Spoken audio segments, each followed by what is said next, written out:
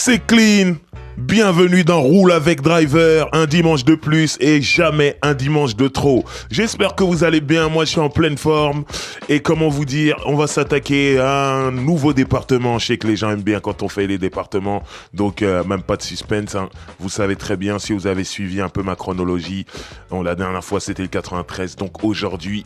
Bienvenue dans le 94 et pour cela j'ai Hugo à la technique. Comment ça va? Ça va ou quoi, Driver? Ça va tranquillement. La forme. On est là. Alors pour parler du Val-de-Marne, le 94, comment ne pas jouer ce morceau de Rof qui s'appelle 94. J'étais obligé de commencer l'émission avec, mais comme je l'ai déjà dit ici, il me semble, je sais plus dans quelle émission, hein, des fois c'est la sauce, des fois c'est Roulette Driver, mais il semble avoir dit que ce morceau 94, c'est un de mes morceaux préférés de la carrière de Rof, si c'est pas mon préféré, même je sais pas. Et je tiens à dire que je ne suis pas du 94, donc si on arrive à me toucher avec une chanson qui ne parle pas de chez moi, c'est que là, tu rentres dans les California Love, dans Empire State of Mind de Jay-Z, tout ça, où les mecs parlent de leur ville et ils arrivent à vendre leur ville au monde entier. Ben là, Rof, il a vendu son département à la France.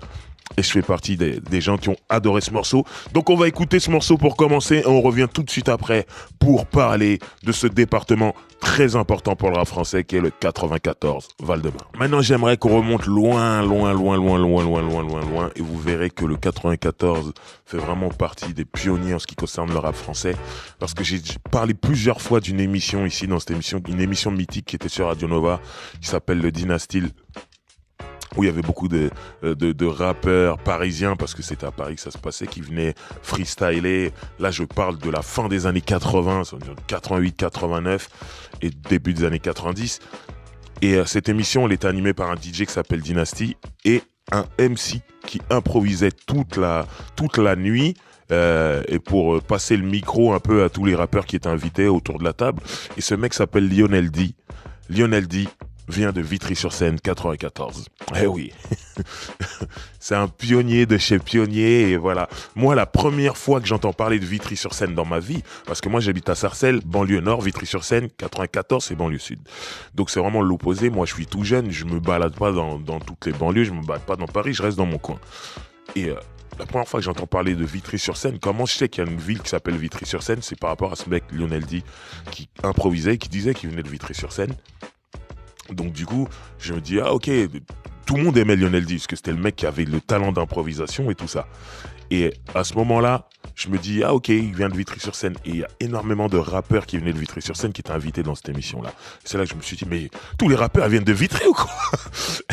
Et c'est là que tu comprends que Lionel D, ça a été une influence pour beaucoup de rappeurs là-bas. Et je parle vraiment de la old school de la old school, tu vois ce que je veux dire? Et du coup, il y a beaucoup de gens qui sont mis à rapper. Donc ça, c'est énorme. Et comment dire, il a ouvert la porte à un rap vitrio. Et ces mecs de Vitry avaient créé un mouvement qui s'appelait Mouvement Authentique, qui prenait aussi des gens du 92 comme les New Generation MC, mais qui avait surtout il y avait Timide et sans complexe, que malheureusement on n'écoutera pas aujourd'hui parce que j'ai dû faire des choix, mais Timide et sans complexe c'était de Vitry. Il y avait EGM, un mec très important qui pour moi était un peu une superstar dans ce tout petit milieu qui était le rap français. Faut savoir que là on est vraiment fin des années 80, début des années 90, c'est tout petit le rap français. Et EGM, il avait déjà ce truc de starification. Il y avait, que je dise pas de bêtises, Stalgy des MIC. Ça, c'était plus Créteil, Maison Alfort, tout ça. Mais Créteil, mais c'était le 9-4. Il y avait les Little MC. Oh, comment j'ai fait pour... J'allais oublier les Little MC, Sully Biwax et RL, qui ont la chance de sortir un album très très bien réalisé. Vraiment, ils avaient déjà une démarche américaine dès le départ au niveau de la musique, mais on en reparlera après. Tous ces gens-là, c'est des gens qui rappaient sur Radio Nova, qui étaient des stars J'ai mon invité qui vient d'arriver, excusez-moi, c'est pour ça que je suis un peu troublé. Assis-toi. Donc je disais, tous ces gens-là qui étaient des stars dans le milieu. Attends. Vas-y, installe-toi. On est c'est live. Il y a Ice qui vient de nous rejoindre. Oui, on est là. Ice, Oui. anciennement SP. Oui. Anciennement et un peu toujours. Toujours. On met les deux. Non, mais c'est voilà SP Ice, on peut dire. Voilà, parce que pour que les gens sachent bien de qui on parle. Exactement, quand même. Parce qu'il y a un passif, quand même. Exactement. Bête de tout, voilà, tout zapper comme ça, tu vois. Voilà. Bon, je te préviens, on est filmé. Ouais. Donc voilà. Je me suis fait un peu, ça va. Toujours. Ok, cool. Voilà. Donc j'étais en train de parler un peu de la old school du 94. Ouais. J'étais en train de citer des gens comme Lionel D. Ouais. Timidé sans complexe. Ouais. Donc Timidé sans complexe, j'ai pas précisé, mais c'est le groupe de Doudou Masta. Complètement. Voilà. Grosse dédicace à lui d'ailleurs. Voilà. Il y avait Joël dedans, il y avait Sky. Ouais, Sky. Voilà. J'ai cité EJM. EJM aussi. De Vitry-sur-Seine. Carrément. J'ai cité les Little MC. Voilà. Vitry, c'était un vivier. Hein. C'est ce que je viens de dire. Ouais, Vitry, c'était incroyable. Au début, les gens ne se rendent pas compte. C'est clair. Et j'ai cité Stalgy et les MIC. Ouais. Ça, c'est très important. Je sais que plus personne n'en parle vraiment, mais c'est important de citer. Eux, c'était plus Créteil. C'était Créteil, exact. Voilà. Il y avait Stestros aussi. Voilà, ça, c'est le topic d'après. Ouais. Ah, pardon. Moi, je brûle les étapes. Déjà, j'arrive en retard et je fais le fou. Pardon. Il n'y a pas de problème. Là, c'est vraiment les avant Sté. Oui, carrément. Ouais. Vraiment dire à quel point c'était déjà important. Le 94, c'était très important dans les balbutiements du rap français. À l'époque où le rap français, c'était tout petit. Grave. Il y avait énormément de gens qui venaient de là. C'est clair. Donc voilà, des gens comme EGM, ils ont sorti plusieurs albums. Voilà. Les Little MC, comme j'ai dit juste avant, ils en ont sorti juste un. Malheureusement, j'aimais beaucoup moi leur seul album. J'attendais qu'ils en fassent la suite. Ouais, voilà. Après, mais ils ont développé un mec comme Sully Biwak, il a traversé le temps. Après, il y a des gens qui ont jamais pu sortir d'album. Je pense à Stalgy, MIC, tout ça. Malheureusement, après, faut savoir que cette époque de Radio Nova, les freestyles sur Radio Nova, les gens sortaient pas de disques à cette époque-là. Tu venais, tu freestylais, les gens étaient enregistrés sur cassette. Exactement. Et les cassettes, elles tournaient. Comme si c'était des albums. C'est comme ça que tu te faisais un nom. Voilà. Et donc, il y en a qui ont pris le train du business quand le business est arrivé, quand les disques ils ont commencé à se faire. Et il y en a qui n'ont pas pu. Après, c'est la vie. Hein. Mais voilà, c'était important de réhabiliter, de reciter tous ces noms-là. Et voilà. Je suis là pour le faire. L'émission est là pour heureusement. ça. Voilà. Ah ouais, il en faut toujours un. Qu'ils sachent que on vous a pas oublié. On va écouter un peu de musique. Là, rien qu'en regardant la liste des morceaux que je vais jouer, je me rends compte que j'ai oublié de parler de quelqu'un de très important. Pour 94. Aïe. MC Solar. Ouh, mais les gens savent pas qu'il vient du 9-4. C'est ça. Hein. Les gens ils savent pas. Les gens ils pensent qu'il vient d'une planète. Tu vois. MC Solar. Exactement. Voilà. MC 94. 94. Villeneuve-Saint-Georges. Ah oui, Villeneuve-Saint-Georges, complètement. Du coup, avec le 501 Posse, ouais. Des mecs comme Sunny MC, des mecs comme Bambi Cruz, des mecs comme Striker D, tout ça. Il avait toute une équipe, mais MC Solar du 94, il a fait une très longue carrière avec énormément de succès. Jusque-là, dernièrement. C'est le plus gros succès du 94. 94, en vrai de vrai. Sur le long terme. Ouais. C'est lui. Voilà. C'est lui. Peut-être même du rap français. Peut-être même du rap français, va savoir. Après, les goûts et les couleurs. Voilà. Mais, on va pas se mentir. Donc, on va écouter un morceau de LJM avec son groupe État de Choc et un rappeur de Vitry que tout le monde a oublié, mais moi que j'aimais bien, qui s'appelle Niggafi. Les gens, ça c'est technique. Driver, tu vois, ça c'est technique ça. Oh, c'est trop technique, frère. Ah oui. Donc le morceau s'appelle Le Système. Voilà, c'est pour dire que Niggafi, tu fais partie de l'histoire du 94. Je sais pas si tu es quelque part, tu nous écoutes. En tout cas, voilà. Gros salam à toi, frère, où que tu sois. Voilà. On va écouter Ressens le son des Little MC. Le morceau était avec Manu Dibango au saxophone. Magnifique. On va écouter MC Solar avec Qui sème le vent récolte le tempo. Et on va écouter Sunny MC avec OPID. On revient tout de suite après ces 4 morceaux. C'est Roule avec Driver spécial 94. Et Ice aka SP nous a rejoint dans les studios. On est là toujours. Qui vient lui-même du 94. C'est ça. Donc on va parler tout ça. Ouais, gentiment. J'aimerais qu'on parle de la dynastie des Little. Donc Sully Biwak et RL. RL prend du recul. Et à ce moment-là, il y a, comment dire, Sully B qui est vraiment à fond derrière les machines et qui prend, comme je disais en début d'émission, ils ont toujours une démarche très américaine. Et à un moment, lui, il se dit... Allez, j'en ai plus rien à foutre. Le meilleur rap, c'est le rap américain. on va le copier On va le totalement. copier-coller même. Copier-coller. Jusqu'à des prods, même, c'est des fabulous. Des c'est tout. prods, des flows, Des flows. des fois des textes, Des tout ça, textes. machin. Ouais, grave. Et là, on est dans le début des années 90, la première partie en tout cas. Et moi, je me rappelle comment ça s'était super mal pris à l'époque. Ouais. Il y a énormément de gens qui critiquaient cette démarche. bien Mais sûr. vous êtes des pompeurs, tout ça. machin, vous Je me copiez des rappelle, carrés. voilà. Ils venaient à la radio comme ça, ils étaient invités à la radio. et- Style, en plus, ils avaient le style. Ah oui, là, ils étaient habillés et tout, En pareil. mode la pareil. panoplie, grave. Ça, Lourd. Par exemple, eux, c'était les Littles, c'était à ce moment-là, Sully c'est un grand fan d'Eric Sermon, EPMD. Donc il commence à prendre ce son qui est hardcore funk, Hardcore funk, ouais, voilà, exactement. et il prend ça. Au même moment, il y a Death Row qui cartonne. Ouais. Tac, il commence à prendre le son de Death Row, il le met sur Sté, une rappeuse que Sully va produire. Carrément. Et ils en ont rien à foutre, tu vois. C'est Sté, c'est une rappeuse. Il prend le son de Death Row. C'est qui la rappeuse Death Row? Lady of Rage. Tu vas pomper Lady of Rage. Hop là. Tu prends le même flow, tu mets tout en français. Tout, Exactement. ils en avaient rien à foutre. Ouais, Ils faisaient ouais, vraiment c'était un truc comme ça. C'était ça, texto. Ouais. Et à chaque fois qu'ils allaient à la radio, il y avait des longs débats. On leur disait, mais pourquoi vous pompez? C'est pas bien. Lui disait, le rap, c'est pas français. pas français. Nous, on fait du rap en français. Et ces débats-là, là, c'était juste ce mot en. En français, Ça ouais, changeait ah, tout. ça changeait et tout. ça enflammait les débats. ouais, ouais. Non, on est français, on doit avoir une Ouais, identité. tu Je disais, connais. non. Le rap français, c'est quoi? Des accordéons, tout ça, c'est ça le rap ouais, français. c'est ça, le rap français, Il dit, ouais. Nous, on fait ce que font les Américains, mais on le fait en français. Donc, on fait Exactement. du rap en français et tout. Et à l'époque, c'était mal pris. Ouais. Et quand je vois ce qui se passe aujourd'hui, je me dis que les mecs étaient en avance. Ah ouais, ils étaient Parce en qu'aujourd'hui, c'est clairement du Bah rap oui, en français. en français. Tu vois, ne serait-ce que Migos, pour citer que, oui. quand tu vois tous ces rappeurs français qui rappent comme avec Rap le comme même flow. le même tout, flow et tout, c'est du rap en français. Donc ça Voilà. parlait pour rien à l'époque. En fait. C'est ça. Mais en gros, je pense que Sully B, avec sa vision, il était trop en avance. Et là, il doit être aujourd'hui, choqué. aujourd'hui, là, Il doit se dire, il merde. serait comme un Bah poisson oui, dans l'eau. attends. Il dirait, voilà. Bien sûr. Mais à l'époque, À l'époque, ils comprenaient pas les gens. C'était- bien sûr. la mafia underground, c'était une secte. C'était une secte. Ouais. On disait, ah ouais, les Américains, laisse tomber. Truc. ouais. Il y avait comme eux, c'était les Littles, c'était un peu EPMD à un moment. Ouais, donc, à l'époque, EPMD, ils avaient créé le Hit Squad. Il y avait Exact. Das Il y avait FX. Das FX et Noxious. Il y avait un groupe qui s'appelait Noxious. Exactement. C'était les Das Eux, FX. c'était Das FX français. Ils Ils faisaient tout comme ça. faisaient tout comme ça. Tu vois, et lui, Putain, bref, tu me remets dans des délires. Là, Tu j'avais vois 12 piges, Tu vois 11 ce que je veux piges. dire J'étais déjà, ouais, grave. Ça, c'est important. Et c'est très important. Voilà. C'est très important. Et Sully B, il était là, il faisait les mêmes sons que Eric Sermon ou Paris pouvait faire. Et Noxious, il venait et rappait dessus de la même façon. Ouais. Il y avait un autre groupe qui s'appelait LR, le résultat, LR, ouais.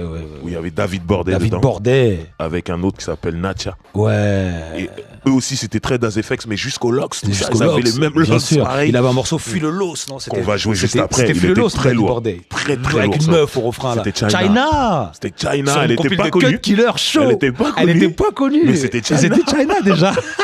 Tu vois ce que je veux dire? Grosse dédicace China Voilà. Hotel. Je sais pas où t'es, mais dédicace. Donc, encore. non, c'était Ouais. ouf. Ouais, grave. Mais le premier projet qu'ils amènent vraiment, c'est Sté. Et je sais pas si Sully B faisait extrait, mais il a eu l'art de créer la polémique encore. Alors il y a eu cette histoire de rap en français, pomper les Américains ou pas. Ouais. Mais surtout quand il a ramené Sté, donc c'était une meuf. Mais habituellement, les meufs, quand elles rappaient à cette époque-là, c'était des meufs entre guillemets féministes, Féministes et qui tout. défendaient la cause Voilà. de la femme et tout. Et elle est venue Carrément. née gangsta. Aïe, aïe, aïe. Elle arrive, ouais, moi, je volais des postes dans des voitures, des trucs, machin, moi je suis une KRA, tout ça, fais le recuit malin, et tout, j'ai un tout ça. brolic, je te Ouais. tire dessus, Fort, nan, nan. Tout fort. le monde a dit, mais qu'est-ce que c'est que ça? Fort. Ils étaient pas prêts, les Français. ils Tu vois, étaient tout le pas monde a prêts. dit, mais non. Ouais. Et en fait, il y avait une rappeuse qui cartonnait aux États-Unis au moment qui s'appelle Boss, Boss. Ouais. qui avait son album qui s'appelait Born Gangsta. Ah. Eux, ils se sont pas pris la tête. Ah, ça, Et je savais pas. tu vas faire un morceau qui s'appelle Né Gangsta. Nègre. Ah. Qu'on va jouer juste après. ça, je savais pas. Ça vient de là, tu vois, ça vient de là. Donc ils s'en sont pas pris la tête. Elle a fait un EP qui s'appelle Stay Real. C'était real, exact. Alors moi je vais pas mentir, hein. Au moment où ça sort, j'entends tellement toutes les techniques de Lady of Rage et je suis un grand fan de Lady of Rage que moi sur le moment je dis mais c'est n'importe Ouais, quoi. t'as pas forcément calculé ou quoi. C'est pas- J'ai calculé, Ouais, mais t'as pas. mais t'as j'arrivais accroché. pas à dire que j'aimais. Ouais. Parce Parce qu'il y avait je- déjà la version C'est originale. ça, ouais, voilà. grave. Ouais. Mais en vrai, quand il faisait son propre son sur Libby, parce qu'il y a un morceau qu'on va jouer tout à l'heure qui s'appelle Shell, Track Shell. Quand il faisait son propre son, je me disais putain ça tue comme. Ouais. Donc j'aimais, mais je pouvais pas le dire en Mais même ouais, temps parce ouais, qu'il y c'est avait ça. Lady of Rage, il y avait Ah ouais. Defro, tout ça. C'est ça. Donc, mais c'est aujourd'hui. Grande époque en plus, Defro et tout. À Tu vois, l'époque, moi tout c'est était chaud.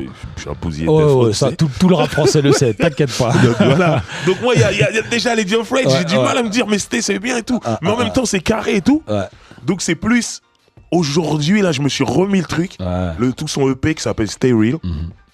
Et je me suis dit, merde. Non, c'était chaud quand même. C'était chaud déjà pour l'époque. Sully B, il avait une réponse quand on lui disait ouais, mais tu pompes les Américains. Elle a dit ouais, mais est-ce que c'est bien? Parce que c'est bien fait, c'est ça. Le résultat, il est comment? C'est ça. Et c'était bien fait. Bah, c'était bien fait. C'était bien fait. Super bien fait. Donc voilà, au final. sûr. Je dis, moi, c'est bien, c'est important. Alors ça y est, oui, on sait, elle a pompé. Je pense qu'aujourd'hui, tout le monde s'en fout. Tout le monde s'en fout. Qu'elle ait pompé ou pas. Bah mais à oui. l'époque, c'était important quand même. Ouais. Bah, on était plus axé sur les détails à l'époque. Voilà, On écoutait plus. C'est ça. Mais c'était très bien fait. Donc voilà, c'était une arrogance totale. Un bonhomme à Lascar. Et moi, l'anecdote que j'ai sur elle est qui est magnifique. Et ça, j'ai vécu un vrai moment de hip-hop ce jour-là. C'était à l'époque, comment elle s'appelle cette salle? À l'époque, ça s'appelait le Hot Brass. Aujourd'hui, c'est le Trabendo. Ok. D'accord. À l'époque, ça s'appelait le Hot Brass. Et il y avait la compilation Hostile. La classique. La celle où il y a première, le Crimpé, Arsenic, Pandélé, voilà, Arsenic, tout ça. Celle-là. Il y avait une soirée, une release party, comme on dit aujourd'hui. À l'époque, on ne disait pas comme ça. Voilà. Il y avait une soirée pour le lancement de cette compile. Personne ne savait que ça allait être classique encore. Bah non, on connaissait personne. Voilà, c'est un truc bon. Grave. Mais il y avait une soirée et tout. Et donc, ce jour-là, elle avait un morceau dans cette compile. Elle avait un morceau dedans, ouais, grave. Donc, elle est montée sur scène. Et je me rappelle, au platine, c'était Solo d'Assassin. Ouais. Donc, Solo d'Assassin, il est déjà old school par rapport à Sté, tu vois. C'est un ancien. Carrément. Et lui, pour moi, c'est le premier américain du rap français. Et lui, il est au platine et tout. Et Sté, elle monte et elle fait un de ses nouveaux morceaux qui allait être sur son prochain album. Mais personne connaît. Et dans le refrain, elle dit, je suis Sté, je suis la mais. Elle dit ça. Et quand elle termine son morceau, il y a une meuf qui monte sur scène qui dit, tu peux pas dire ça que t'es la mais il y a d'autres meufs qui taffent, tout ça, machin. Moi, je suis là, je m'appelle Bams. Bams 9-4 aussi. Tu vois, je savais même pas. Tu me l'apprends. Ouais, 9-4. Donc Bams, elle monte sur scène, elle dit ça. Et là, à ce moment-là, Solo, il dit, oh. Mais tu sais, calme le jeu, Solo est à New York à ce moment-là, dans sa tête. Il dit, oh. Il dit, les filles, vous êtes là, vous êtes pas d'accord? C'est le hip-hop ici. Ça va se régler au micro. Et ça commence à se clasher. Je mets une instru. Elle rappe, ensuite tu réponds. C'est comment? Clash comme ça, sur scène. Non.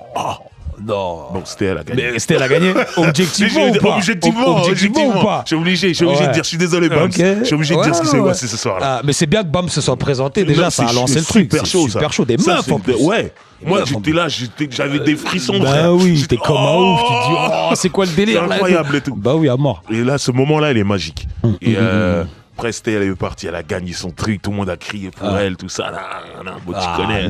Déjà dans sa musique, il y a déjà de l'arrogance. Alors à ce moment-là, tu ne pouvais plus l'arrêter. Elle est au plus haut là. Mais voilà, mais ça c'était un grand moment et voilà. Moi c'était tout ça et c'est pour ça, Sully B, je trouve que les gens ils lui donnent pas tout le respect qu'il devrait avoir. Non, comme beaucoup dans la rap, comme beaucoup. Franchement, il a construit des choses et surtout, beaucoup. Après, il a continué en tant que beatmaker, il a fait des trucs pour NTM, laisse pas traîner ton fils, c'est lui. Pourquoi de Bustaflex, c'est lui. Il a fait énormément de choses. Énormément de Arsenic. Poison. Le Poison, le deuxième album, le rouge. Ouais, voilà. Incroyable. C'est lui qui est à la base de ça. Est-ce que c'est pas lui Regarde le Monde? Non, je crois pas. Non, c'est pas lui Regarde le Monde. Ça doit être Finger peut-être. Ah, Finger, t'as raison, fin du possible.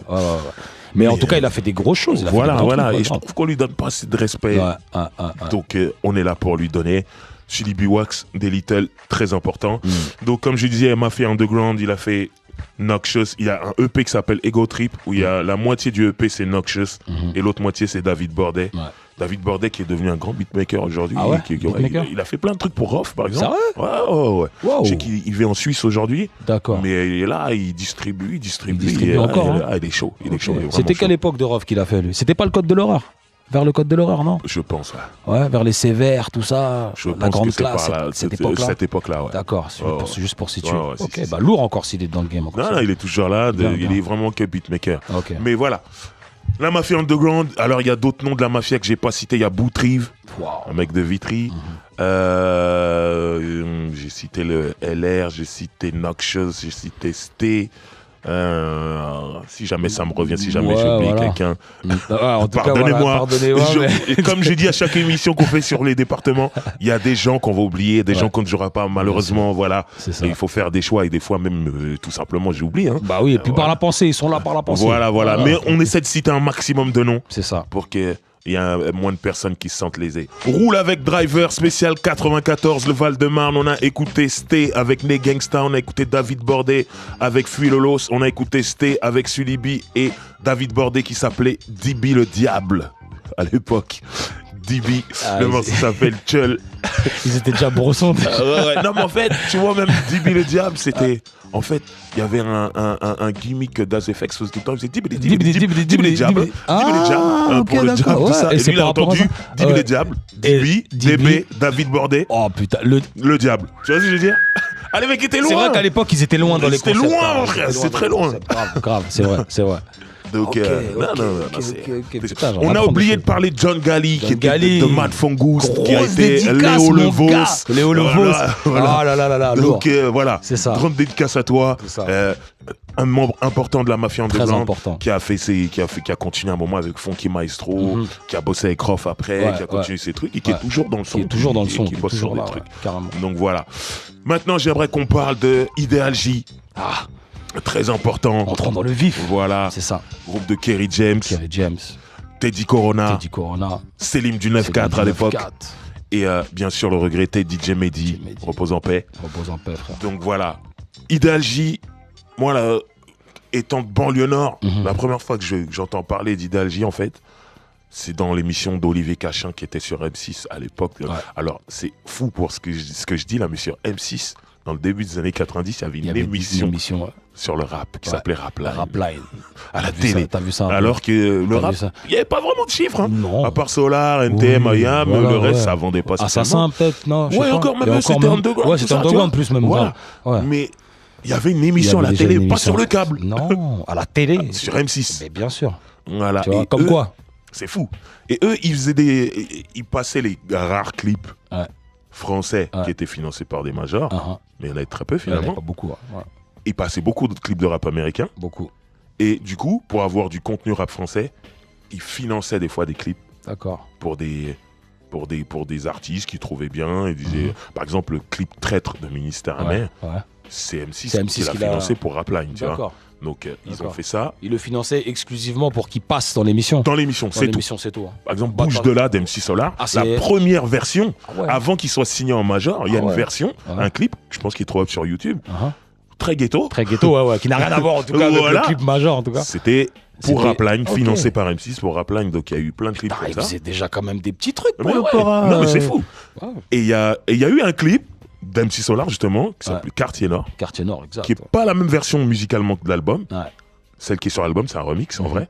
Mais la première version, il y a MC Solar qui fait ce clip et il y a un mec. Ils sont dans le Quartier Nord, à Villeneuve-Saint-Georges. Et il y a un mec qui danse. Il donne tout ce qu'il a. Salto, tout un moment de gloire, frère. Tout jeune, tout petit.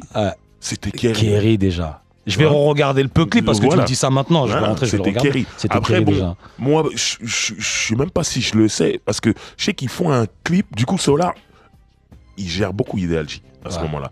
Parce que lui, en fait, d'après ce qu'il racontait en interview, il est parti faire un atelier d'écriture déjà dans le début des années 90 à la MJC d'Orly. C'était déjà hip-hop. Et voilà. Et en fait, dans tous les jeunes qui voulaient apprendre à écrire, il y avait Kerry et Alter, qui deviendra Jesse Monet plus tard. Mafia Cafri, tout ça. Et eux, ils étaient Idéal Junior parce qu'il y avait le Possi Idéal. Qui étaient les grands. Et je pense que le Possi Idéal, je me demande s'il n'y avait pas Manuquet dedans. Possible, parce que lui, c'était leur grand. Lui. Donc du coup, lui, il remarque Ideal J. Donc du coup, il parle à M6 comme il a déjà Rapline, il a déjà des clips. Il a déjà des clips par Rapline, il dit il faut faire un truc sur Ideal J. Et là, ils ont un morceau qui s'appelle Danse avec moi qui est clippé. Et moi, c'est vraiment la première fois que j'entends parler d'Ideal J. Et je vois des types c'était qui en plus à l'époque. Ils sont en train de rapper, ils sont là à la télé. Sauf que moi, à ce moment-là, moi aussi, je suis typeux. En vérité, Kerry James et moi, c'est la même génération. On a un an de différence, un truc comme ça. Même génération, en fait. Donc en vérité, moi, quand je vois le truc, je me dis, et je rappe déjà, moi. Merde. Qu'est-ce que je fais? Tu vois, ils sont comme moi, ils sont à la télé. Ils sont déjà à la télé, truc de ouf. Je crois au même moment, il y a Chris Cross aux États-Unis, tout ça. Je me dis, merde. Mais je me dis, donc c'est possible. C'est ça. Et ça devient mon but. D'accord. C'est comme ça que c'est parti en fait. C'est là que c'est parti en fait. Non, moi je rappais déjà, mais je me dis, la motivation vraiment. Faut que je sois à la télé quand même. Bah oui, bien sûr, ils y sont. Faut que je sois dans le rap live. C'est ça. Bon, j'ai fait des trucs étranges. C'est-à-dire, j'ai enregistré des trucs post à post dans ma chambre, tout ça, une vulgaire maquette. J'ai envoyé ça à Rap Live. Ils m'ont jamais répondu. Mais c'est normal. Mais c'est normal. C'était flingué. Faut dire. Ouais, mais ça t'a pas empêché de continuer après. Ouais, voilà. Mais ce que je veux dire, c'est qu'à un moment, je me suis dit, mais eux, ils sont jeunes comme moi, ils sont là-dedans. Moi, je croyais avec que Chris Cross qui avait le droit d'être petit, d'être à la télé. C'est ça, il y avait que à l'époque. Voilà. Et c'est là que je me suis dit, ok. Mais ensuite, ils ont eu un deal pour sortir un single qui s'appelle La vie est brutale. Ouais. Et là, vraiment, moi, quand j'ai écouté le truc, je me suis dit, putain, c'est carré et tout. Pour des petits, déjà, c'était propre. Déjà. Ouais. Après, c'était vraiment... J'ai vu les interviews de Kerry James par rapport à cette époque. Il disait, ouais, c'était un producteur, vas-y, qui a vu Chris Cross, il voulait faire Chris Cross français, tout ça. Il a jamais écouté ce que voulait faire. Voulait vraiment faire et tout. Finalement, ça s'est vite arrêté. Et en plus, le single n'a pas eu de rotation radio et tout, machin, à part dans les émissions SP. Donc, du coup, voilà. Mais en tout cas, moi... C'est une époque où je fouille tout, où je suis jeune, je suis dans ce rap-là, et moi je fouille tout. Et là, je me dis, putain, eux, ils ont fait leur truc en étant jeunes, c'est cool. Bien sûr. À partir de ce moment-là, il y a une longue période où il se passe rien, en fait. Et ensuite, il y a donc Sully B, comme je parlais juste avant, qui crée la mafia underground. Et ce que les gens ne savent pas, c'est qu'Ideal J était dans la mafia underground à ce moment-là. Après, ils sont vite embrouillés, ils sont vite séparés, ils sont partis. Mais à la base, ils étaient dedans. Donc voilà, ça c'était fou.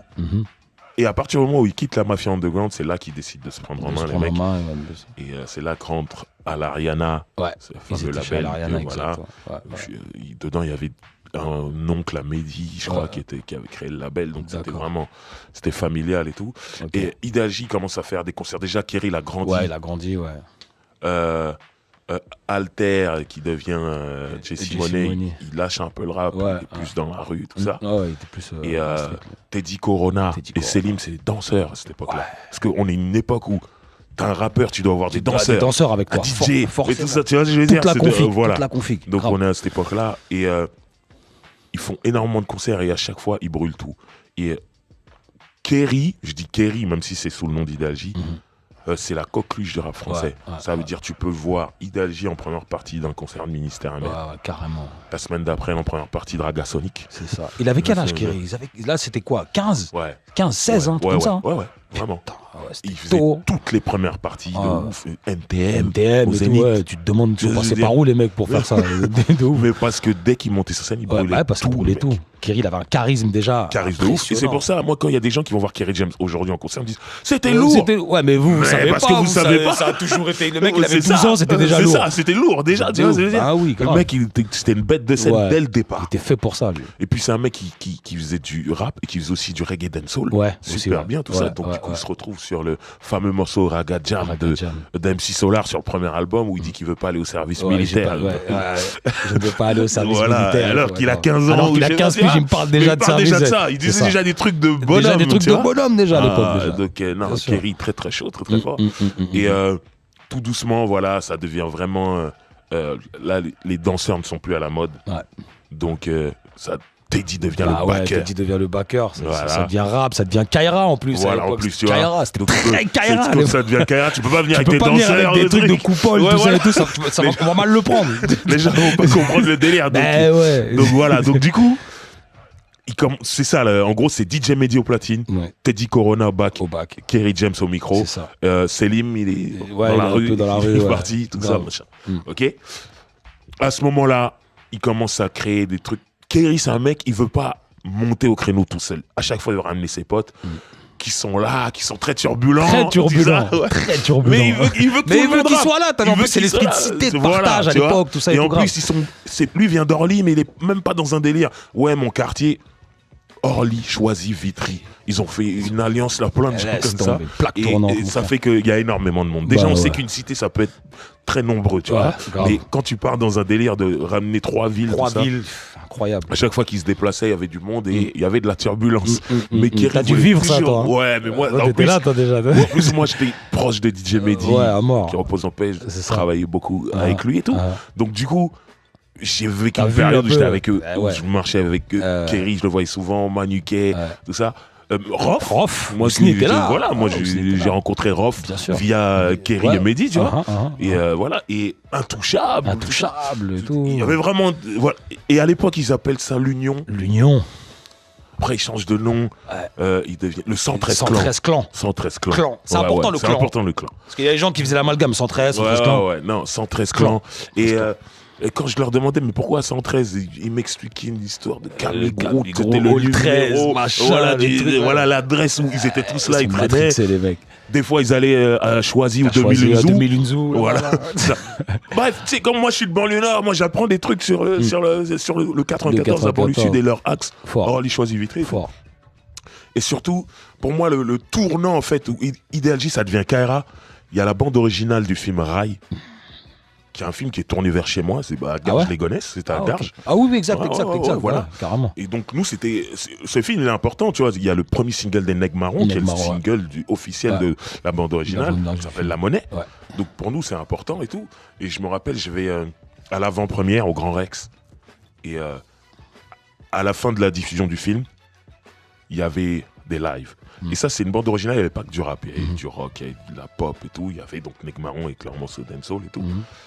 Et il y a Ideal J qui avait 2 morceaux. Un morceau qui s'appelle Mauvais Garçon et un autre qui s'appelle Ce soir on est down. Mauvais Garçon, le morceau était incroyable. Il monte sur scène pour faire ça, ces 2 morceaux-là. Je vois Kerry avec un 3 quarts en cuir noir. Déjà, c'était à l'époque du Dog Pound, mon frère. C'est ça. Tu vois, c'est ça. Et le 3 quarts en cuir, il faut savoir que c'était la combinaison de la KRA en hiver. Tu n'étais pas une KRA si t'avais pas un 3 quarts en cuir. T'avais ton 3 quarts en cuir ou ton bombardier. Ton bombardier, ta paire de Stan Smith. Voilà. Ah, vas-y, voilà. Ton 501, ton 501, voilà. T'étais parti. C'est ça. Et nous, c'était comme ça vers chez nous en banlieue nord. Et moi, là, je vois Ideal J comme ça. J'ai dit, mais ils sont comme nous, en vrai. Ah, c'est ça. Tu vois ce que je veux dire? Et c'est là où je me dis, non. Moi, je roule avec ces mecs-là, en fait. J'aime bien ce qu'ils font et j'ai vraiment commencé à suivre Ideal J. D'accord. À partir de ce moment-là, je me suis dit, non, les mecs c'est comme chez nous et tout. Et ce jour-là, ils avaient tout retourné. Il y avait tous les mecs de chez eux qui étaient là dans la salle. C'était un bordel, ils bougeaient en équipe en plus. Et voilà, après moi je me suis retrouvé à faire énormément de plateaux multi-artistes. Il y avait beaucoup ça à l'époque. J'ai l'impression qu'il y a moins ça aujourd'hui. Un peu moins maintenant, c'est un peu plus individualisme. À l'époque, les mecs ils faisaient il y a un concert de rap à Toulouse. Tu pouvais voir Ideal J, moi, Kazé. Troisième œil, il venait de Marseille directement, avec un manager complètement fou à l'époque qui s'appelait Bouga. Ah ouais. Oh putain, c'était leur manager. C'était leur manager, mec. T'es pas sérieux, gros. On arrive à l'hôtel. Oh là là. J'envoie les anecdotes. C'est un fou, Bouga. On arrive à l'hôtel. Je vois un mec, il court, il saute dans la piscine habillé. Je dis, c'est qui lui? On me dit, c'est le manager troisième œil. Le manager, il est censé être sérieux. C'est les artistes qui font des trucs comme ça. Il était plus fou que les artistes. Bouga, c'est un tarté. J'ai dit, ok. D'ailleurs, ça, j'ai dit, ok. Bah ouais. Non, mais tu vois ce que je veux dire, il y avait KDD et tout ça. C'était des trucs comme ça. Ouais, mélange, vraiment. Ça, voilà. Et c'était. Toute l'année, c'était ça en fait. Et ça fait que tous les artistes, ils se croisaient. Bon, des fois, ça se passait. Des fois, il y avait des embrouilles, forcément. Mais des fois, c'était cool. Moi, je me suis toujours bien entendu avec toute Mafia Qu'un Free et tout. Parce qu'elle allait devenir un Mafia Qu'un Free. Mais voilà, en tout cas, on se croisait beaucoup, on se voyait beaucoup. Et les mecs, ils retournaient tous les concerts qu'ils faisaient. Vraiment. C'était chaud sur ça. Et comme je l'ai dit, les mecs, ils voulaient tout le temps.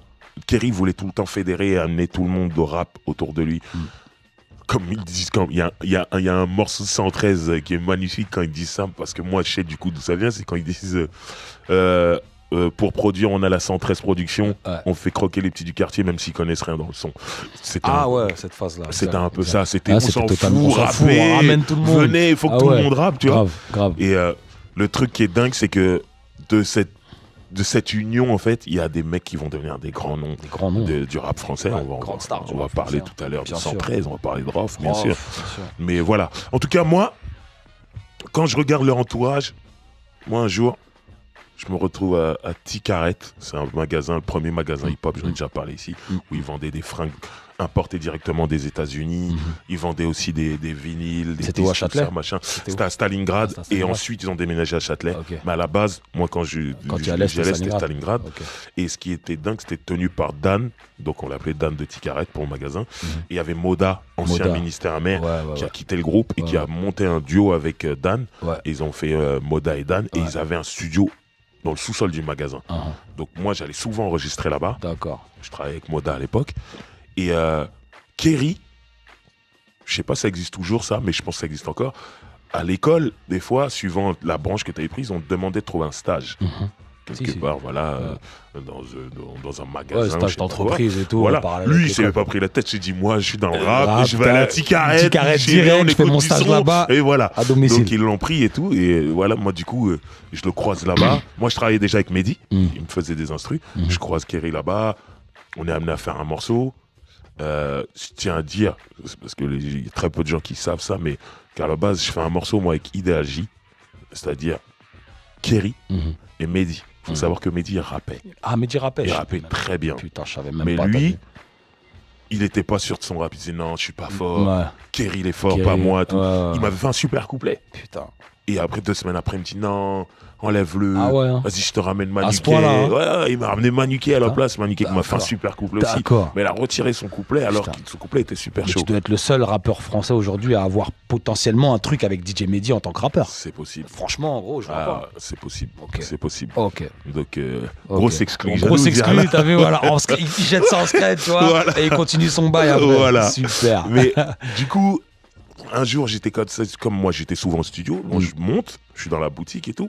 Ah, c'est quoi les dernières nouveautés, tout ça. On écoute les vinyles. Et Kerry, donc, qui est là en stage et tout. Ouais. Et t'as Dan qui vient, qui se met au platine, qui dit, oh, attends, il y a Kerry qui est là, il y a Driver qui est là, vous êtes des rappeurs. Allez, faites un truc, freestyle. vas-y, direct. Et il met un truc, je me rappelle, c'était Craig Mack, Flavor in the Flavor in Year. the Year. Rest in Repose peace. en paix, d'ailleurs, Voilà, Craig Craig Mack. Grave. Et c'était le morceau du moment, tu vois, ça Ouais, allait fort, sortir et fort, tout. fort, gros buzz. Et à ce moment-là, donc, Kerry et moi, on rap, tout ça, maintenant. Et là, il y a un mec qui était avec Kerry, il est là, tressé comme Snoop dans Gin and Juice, chemise à carreaux. Chemise à carreaux. Et il rappe et il découpe Et l'instru. découpe le bail. Je dis, c'est qui lui?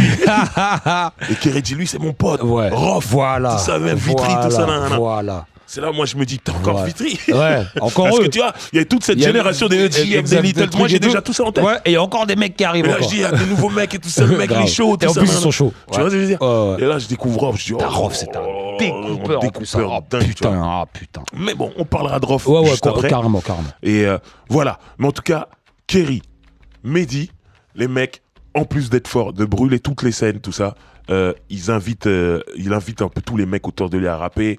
Et ça donnera ce que ça donnera, on en parlera après. Mais surtout, leur réputation dans le milieu ne fait que grimper. Et ils sortent un mini-album, je sais pas comment on peut appeler ça, qui s'appelle Original MC sur une émission. Ouais.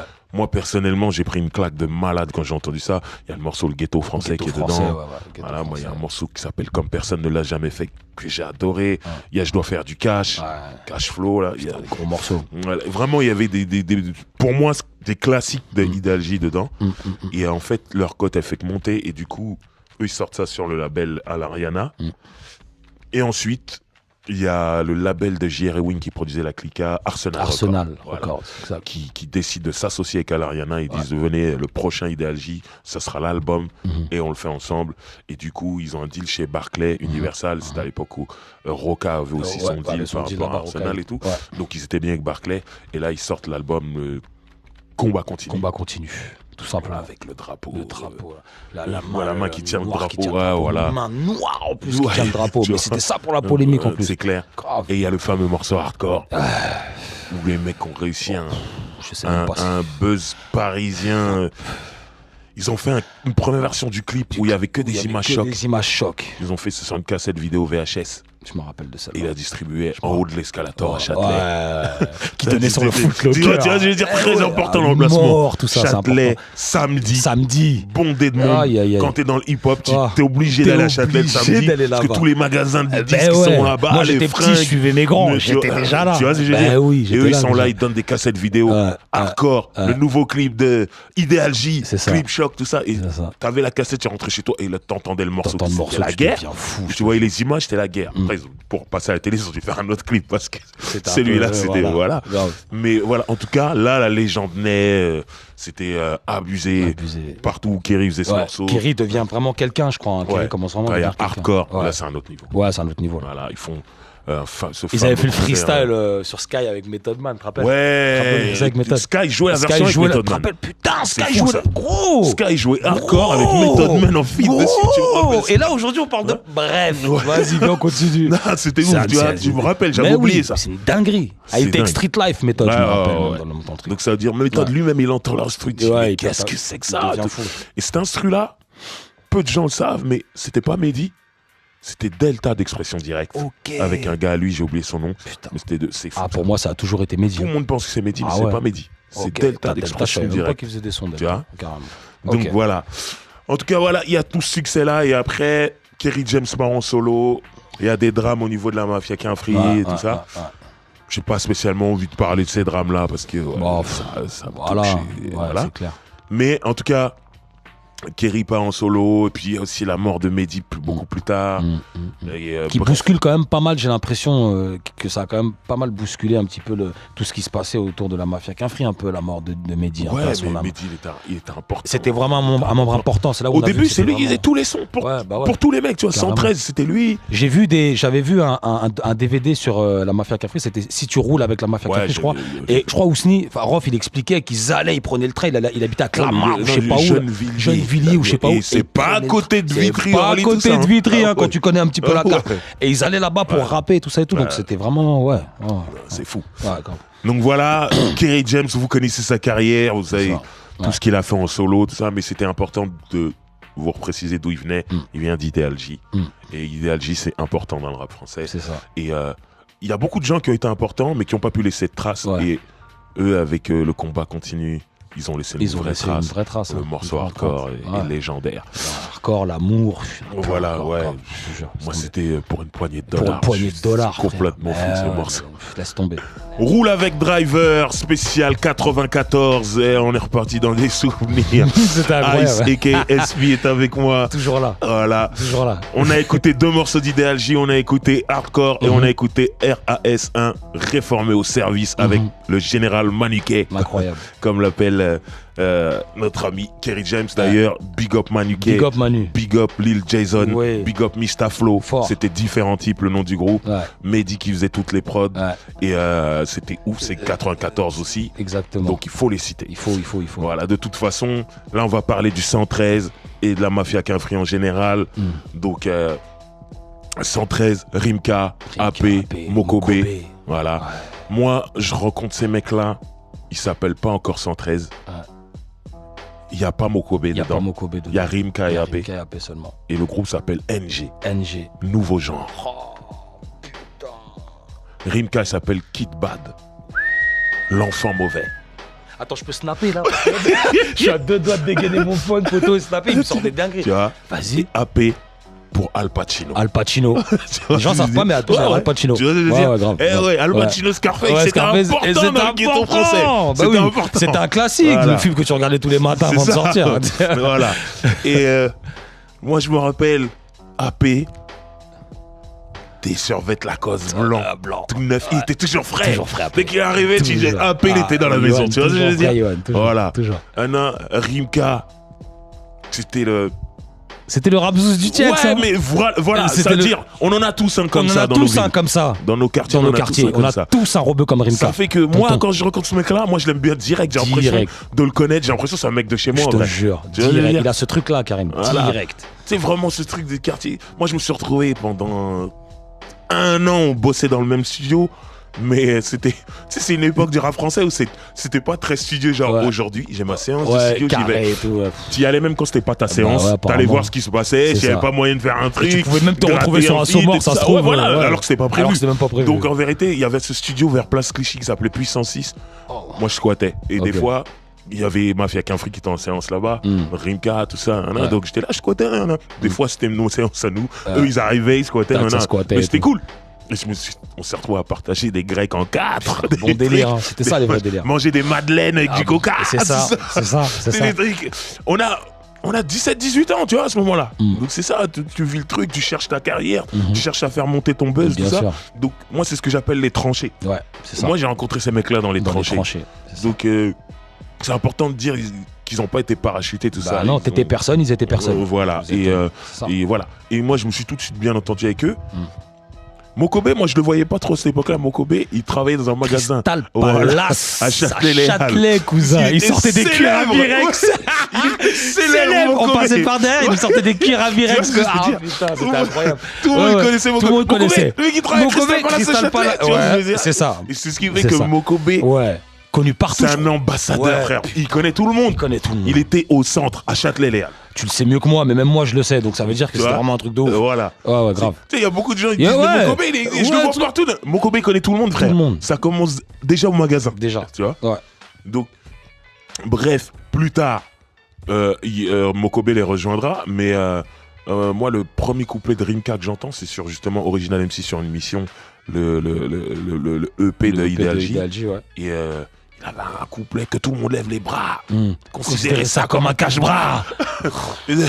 Moi, j'ai dit, ok. Ouais, vas-y, passe, c'est bon, voilà, vas-y, passe. Il est venu en mode, tu vois, Vas-y, je suis venu braquer le rap français voilà, et tout. direct. Et il l'a fait. Il l'a fait. Et moi, je connaissais déjà Rof, comme je l'ai expliqué juste avant, cet épisode à Tikaret. Pour moi, Rof, c'était le prochain qui allait tout niquer de toute leur équipe. Pour toi, tu voyais déjà ça comme ça? Ouais, non. Ça se sentait déjà qu'il avait... C'était un découpeur de ouf. Je dis, lui, c'est lui le prochain qui va tout niquer. Forcément. Surprise, ça a été 113. Ça a été 113 d'abord. Et ce qui est fou, c'est que en vérité, 113, ils arrivent, ils font un EP ni barrière ni barreau, comme ça. Un truc comme ça, ouais. Et il y a le morceau Truc de fou. Et il faut savoir que cet album, il est sorti en indépendant. Exact. Et à l'époque, sur Skyrock, quand t'es indépendant, t'as quasiment aucune chance d'être joué. Zéro. Et Skyrock, ils ont coup de cœur sur le morceau. Ouais, et ils le matraquent. Avec Doudou Mastar. Grave. Je te braque même pour du toc. Phrase mystique de Doudou Mastar, voilà. Grave. Et les mecs sont en indé. Ouais. Le morceau, il passe toute la journée. C'était juste après Alariana, ça. Ouais, c'est chez Alariana. C'est chez Alariana. Ouais, voilà. D'accord. Et Alariana, c'est pas de major. Non, c'est les gens avaient tendance à croire que c'était de major, mais en fait, c'était de Nandé, en fait. Et du coup, le morceau, il est matraqué, donc toutes les maisons de disques viennent. C'est comment il paraît que vous êtes libre, truc, machin. Et eux, ce qu'ils font, c'est qu'ils gardent Alariana. Il y a Double H de Cut Killer qui vient se rajouter. Et ils signent chez Sony en licence. Et ils sortent l'album Les Princes de la Ville, un carton total. Des morceaux. Il y a des morceaux Tonton du Bled, le tube des Jackpot tubes, 2000, Jackpot 2000 avec Jimmy Sissoko. Il y avait Ouais Gros, qu'on va écouter tout à l'heure. Prince de la Ville même. Prince de la Ville, le morceau était dingue, clippé, tout ça, machin. Les mecs, ils gagnent victoire de la musique. Ils arrivent, ils font Tonton du Bled avec la voiture à l'ancienne de Blédard et tout. Voilà. Grave. Moi, je dis, gros succès. Raz de marée. Et moi déjà je me disais mais ça devait être off. Et finalement c'est 113, mais l'album il est tellement carré. C'est ça. Et surtout, moi quand ils font Tonton du Bled, je dis mais on en connaît tous des comme ça. Tous des comme ça, tous. Si tu viens en citer, t'as déjà vécu cette scène-là, tu l'as vu, tu sais, 1 million de fois. Donc même si je suis pas rebeu, tu te sens concerné. Touche. Bien sûr. C'est énorme, ils avaient vraiment... Bravo, l'album c'est une réussite. Mehdi, top de son art. Moi quand j'écoute l'instru de Prince de la Ville, il a ramené un truc DJ Mehdi, un peu mélange d'électro, hip-hop. Ouais, voilà, tu vois comment il filtrait son sample et tout, c'était incroyable. L'instru de Ouais Gros, c'est Ouais Gros, c'est... Moi je pense que ça là, il aurait proposé cet instru à la moitié du rap français et la moitié du rap français aurait dit non, je peux pas, je saurais même pas comment monter dessus. Je sais même pas comment aborder le truc, grave. C'est là où le gars, non, c'est une pépite, c'est un classique du rap français. Fort. Maintenant, j'aimerais qu'on parle aussi des autres membres de la Mafia Kinfry en même temps. Histoire de big up, un mec comme OGB, qui a toujours fait ses trucs. Toujours, fidèle. Voilà, Zitoun. C'est son label, tout ça. Qui est toujours avec Kerry. Kerry, il est sur scène avec lui, il fait des bacs et tout. Voilà, j'aimerais qu'on parle Intouchable, bien sûr. Big up, Demon One, Dry. Rest in Peace, Las Montana, Mamad, respect. Voilà. Ils ont toujours fait leur truc. Moi, je suis obligé de raconter quand même les anecdotes. Ne m'en voulez pas. Mais moi, je rencontre Demon One. À Tikaret, ce fameux magasin. Toujours ce Tikaret, voilà, où il y avait le studio en dessous. En bas, donc, tu sais, du coup, tu ramènes tes gens en vrai. Et du coup, Mehdi, il enregistrait là-bas avec Kerry, Manuquet. Du coup, ils ont ramené Intouchable là-bas. Et moi, je rencontre Intouchable. Demon One, il forme un duo avec un mec qui s'appelle Rudy. Je sais plus c'était quoi son nom de rappeur, mais Rudy, ils sont 2 à l'époque, c'est eux Intouchables. Et ils sont là, ils cherchent leur carrière, ils essaient de rapper et trucs. Donc là, ils sont venus, ils n'avaient pas de séance. Vous êtes là, Kerry, tout ça, Vas-y, on vient. On essaie de voir s'il y a moyen de gratter un feat, un truc, un machin, voilà. C'est ce que tout le monde faisait à l'époque. À l'époque, tu traînais vraiment au studio. Ouais, jour et nuit. Même si t'avais pas de séance. Ouais, t'étais là en attendant ton feat, ta participation à un truc. Et il fallait rapper à un moment devant les mecs qui sont là, qui avaient leur séance. C'est ça. Et à l'époque, c'était tu rappes. j'aime bien ce que tu fais. J'aime bien ce que tu Vas-y, fais. monte sur mon morceau. Exactement. Tu vois ce que je veux dire? Direct. Donc, il n'y avait pas de manager, non, de trucs. non, c'était pas que ça. C'était vraiment. Ça. Voilà. Oui, donc, du coup, moi, je suis là, ce jour-là, je traînais. Hein. C'était pas ma séance. C'était plus la séance des mecs de Ideal J, tout ça. Et eux, ils sont là et tout. Et ils disent, ouais, non, rap, on s'appelle Intouchable et tout. Et Mehdi dit, ouais, rappez, faites quelque chose. Comme ça, il y a Dan qui est là, il y a Driver, tout ça qui vous entendent et tout. Et ce genre-là, ils font un morceau où ils insultent Sully BST. Ouh, t'es sérieux? Voilà. Oula. Ils avaient un morceau. C'est quoi ce délire là? Sully ne m'en veut pas. Ah ouais, non, mais gros. Sté ne m'en veut pas. Je raconte juste les faits, l'époque, tout ça, machin. Alors moi, j'ai tout de suite compris que c'était des trucs de 94, c'était entre eux. Je voulais même pas savoir pourquoi. Wow. Mais tout ce que je sais, c'est que les mecs, ils étaient totalement sous influence de West Coast. Et ça me parlait. Ça veut dire déjà, il s'appelait Intouchable. Il faut savoir qu'à cette époque-là, il y a un morceau du groupe Above the Law qui s'appelle Untouchable. Exact. Qui est important pour nous à cette époque-là. Exact. Et plus tard, je vois Kerry qui fait un concert. Comment il s'appelle cette scène? La Flèche d'Or. Oh putain, aujourd'hui, je me rappelle de tout. Ah ouais, franchement, t'es calé, hein. Putain, et ils font un concert et il fait monter tous ses potes. Et je me rappelle que quand Intouchable vient, il met l'instru de l'eau Intouchable. C'est là que je dis, ok, j'étais pas fou, ça vient de là. Vous aimez cette West Coast comme moi, tout ça. C'est ça. Et là, ce jour-là, quand ils rappent le morceau contre Sully BST, tu sens qu'ils ont repris des gimmicks de Eazy-E, Real Motherfucking G's, quand il insulte Dr. Dre et Snoop. Tu vois ce que je veux dire? Voilà, et tout. Et moi, ça me parlait. Et je me rappelle, Dan, il dit, en parlant de Demon One, il dit, lui là, sa voix, elle sort pas. Mais il a quelque chose. Il a quelque chose, il a un truc. Lui, il a quelque chose. Et c'était pas trompé. Il s'était pas trompé, tu vois. Il avait déjà cette gestuelle déjà, qui est devenue classique, voilà. Cette gestuelle. Il était là, t'es nerveux, truc, et c'est vrai que c'est pas un mec qui a une grosse voix, au truc, machin. Mais il avait son énergie et tout. Et Dan l'a dit, lui, sa voix, elle sort pas, mais il a quelque chose. Et là, on est jeune. Donc sa voix, elle sortait encore moins qu'aujourd'hui. Aujourd'hui, il a quand même son truc, son petit charisme, sa voix grave, tout ça, machin. Mais à l'époque, tu vois, nos voix sont en train de muer, tu vois. C'était pas évident. Voilà. Et moi, j'étais là, je me disais, ah, ok, les mecs sont dans cette West Coast shit, tout ça. Moi, j'étais d'accord avec ça. Donc, c'est cool. On n'aurait pas dit pourtant au premier abord qu'ils étaient sur la West Coast. Non. Après, voilà, je pense que leur musique, elle a changé tout doucement, mais moi, je sais que, voilà, des fois, je parlais avec OGB, il me dit, tu sais, toi, tu t'entendrais bien avec Demon One. Lui nous a cassé les couilles avec Bone Thugs and Harmony quand c'est sorti. Thug et Kishbone, il écoutait ça en boucle, le même morceau toute la journée. Tout ça, je dis, putain, mais chez nous, il y a des mecs qui faisaient la même chose. C'est ça, grave. Donc voilà, de toute façon, Demon One, je crois, on n'a pas besoin de se parler. On sait déjà. On s'entend, on se comprend. Donc, big up Demon One, tout ça. Big up Demon. Voilà, big up à Dry. Voilà. Toujours présent, Dry. Ça fait plaisir. Tu vois ce que je veux dire, le mec, il traverse le temps. Traverse le temps comme pas possible. Avec Watibé, tout ça, ça glisse bien, grave. Donc, voilà, très important. J'aimerais qu'on parle vite aussi de Carlito. C'est un mec qui s'est toujours caché. Caché un peu, toujours dans l'ombre, un peu, mais très bon, une plume. Voilà, une plume. Et surtout, moi, je me rappelle avoir fait une émission de télé avec Kerry James où il nous racontait une anecdote sur Carlito. Il disait que, ils étaient tous au 2001 Zoo et tout. Et Carlito, il rappait pas. Officiellement, il rappait pas. Et les gens qui rappaient, c'était là, freestyle comme ça, au quartier et tout. Et il dit qu'à un moment, Carlito, il vient, il pousse tout le monde et il prend la parole. Il commence à rapper, il fait un couplet. Et Kerry James, il était capable de rapper ce couplet de Carlito par cœur. Et il dit, il était choqué en fait. Tout le monde dit, tu rappes toi?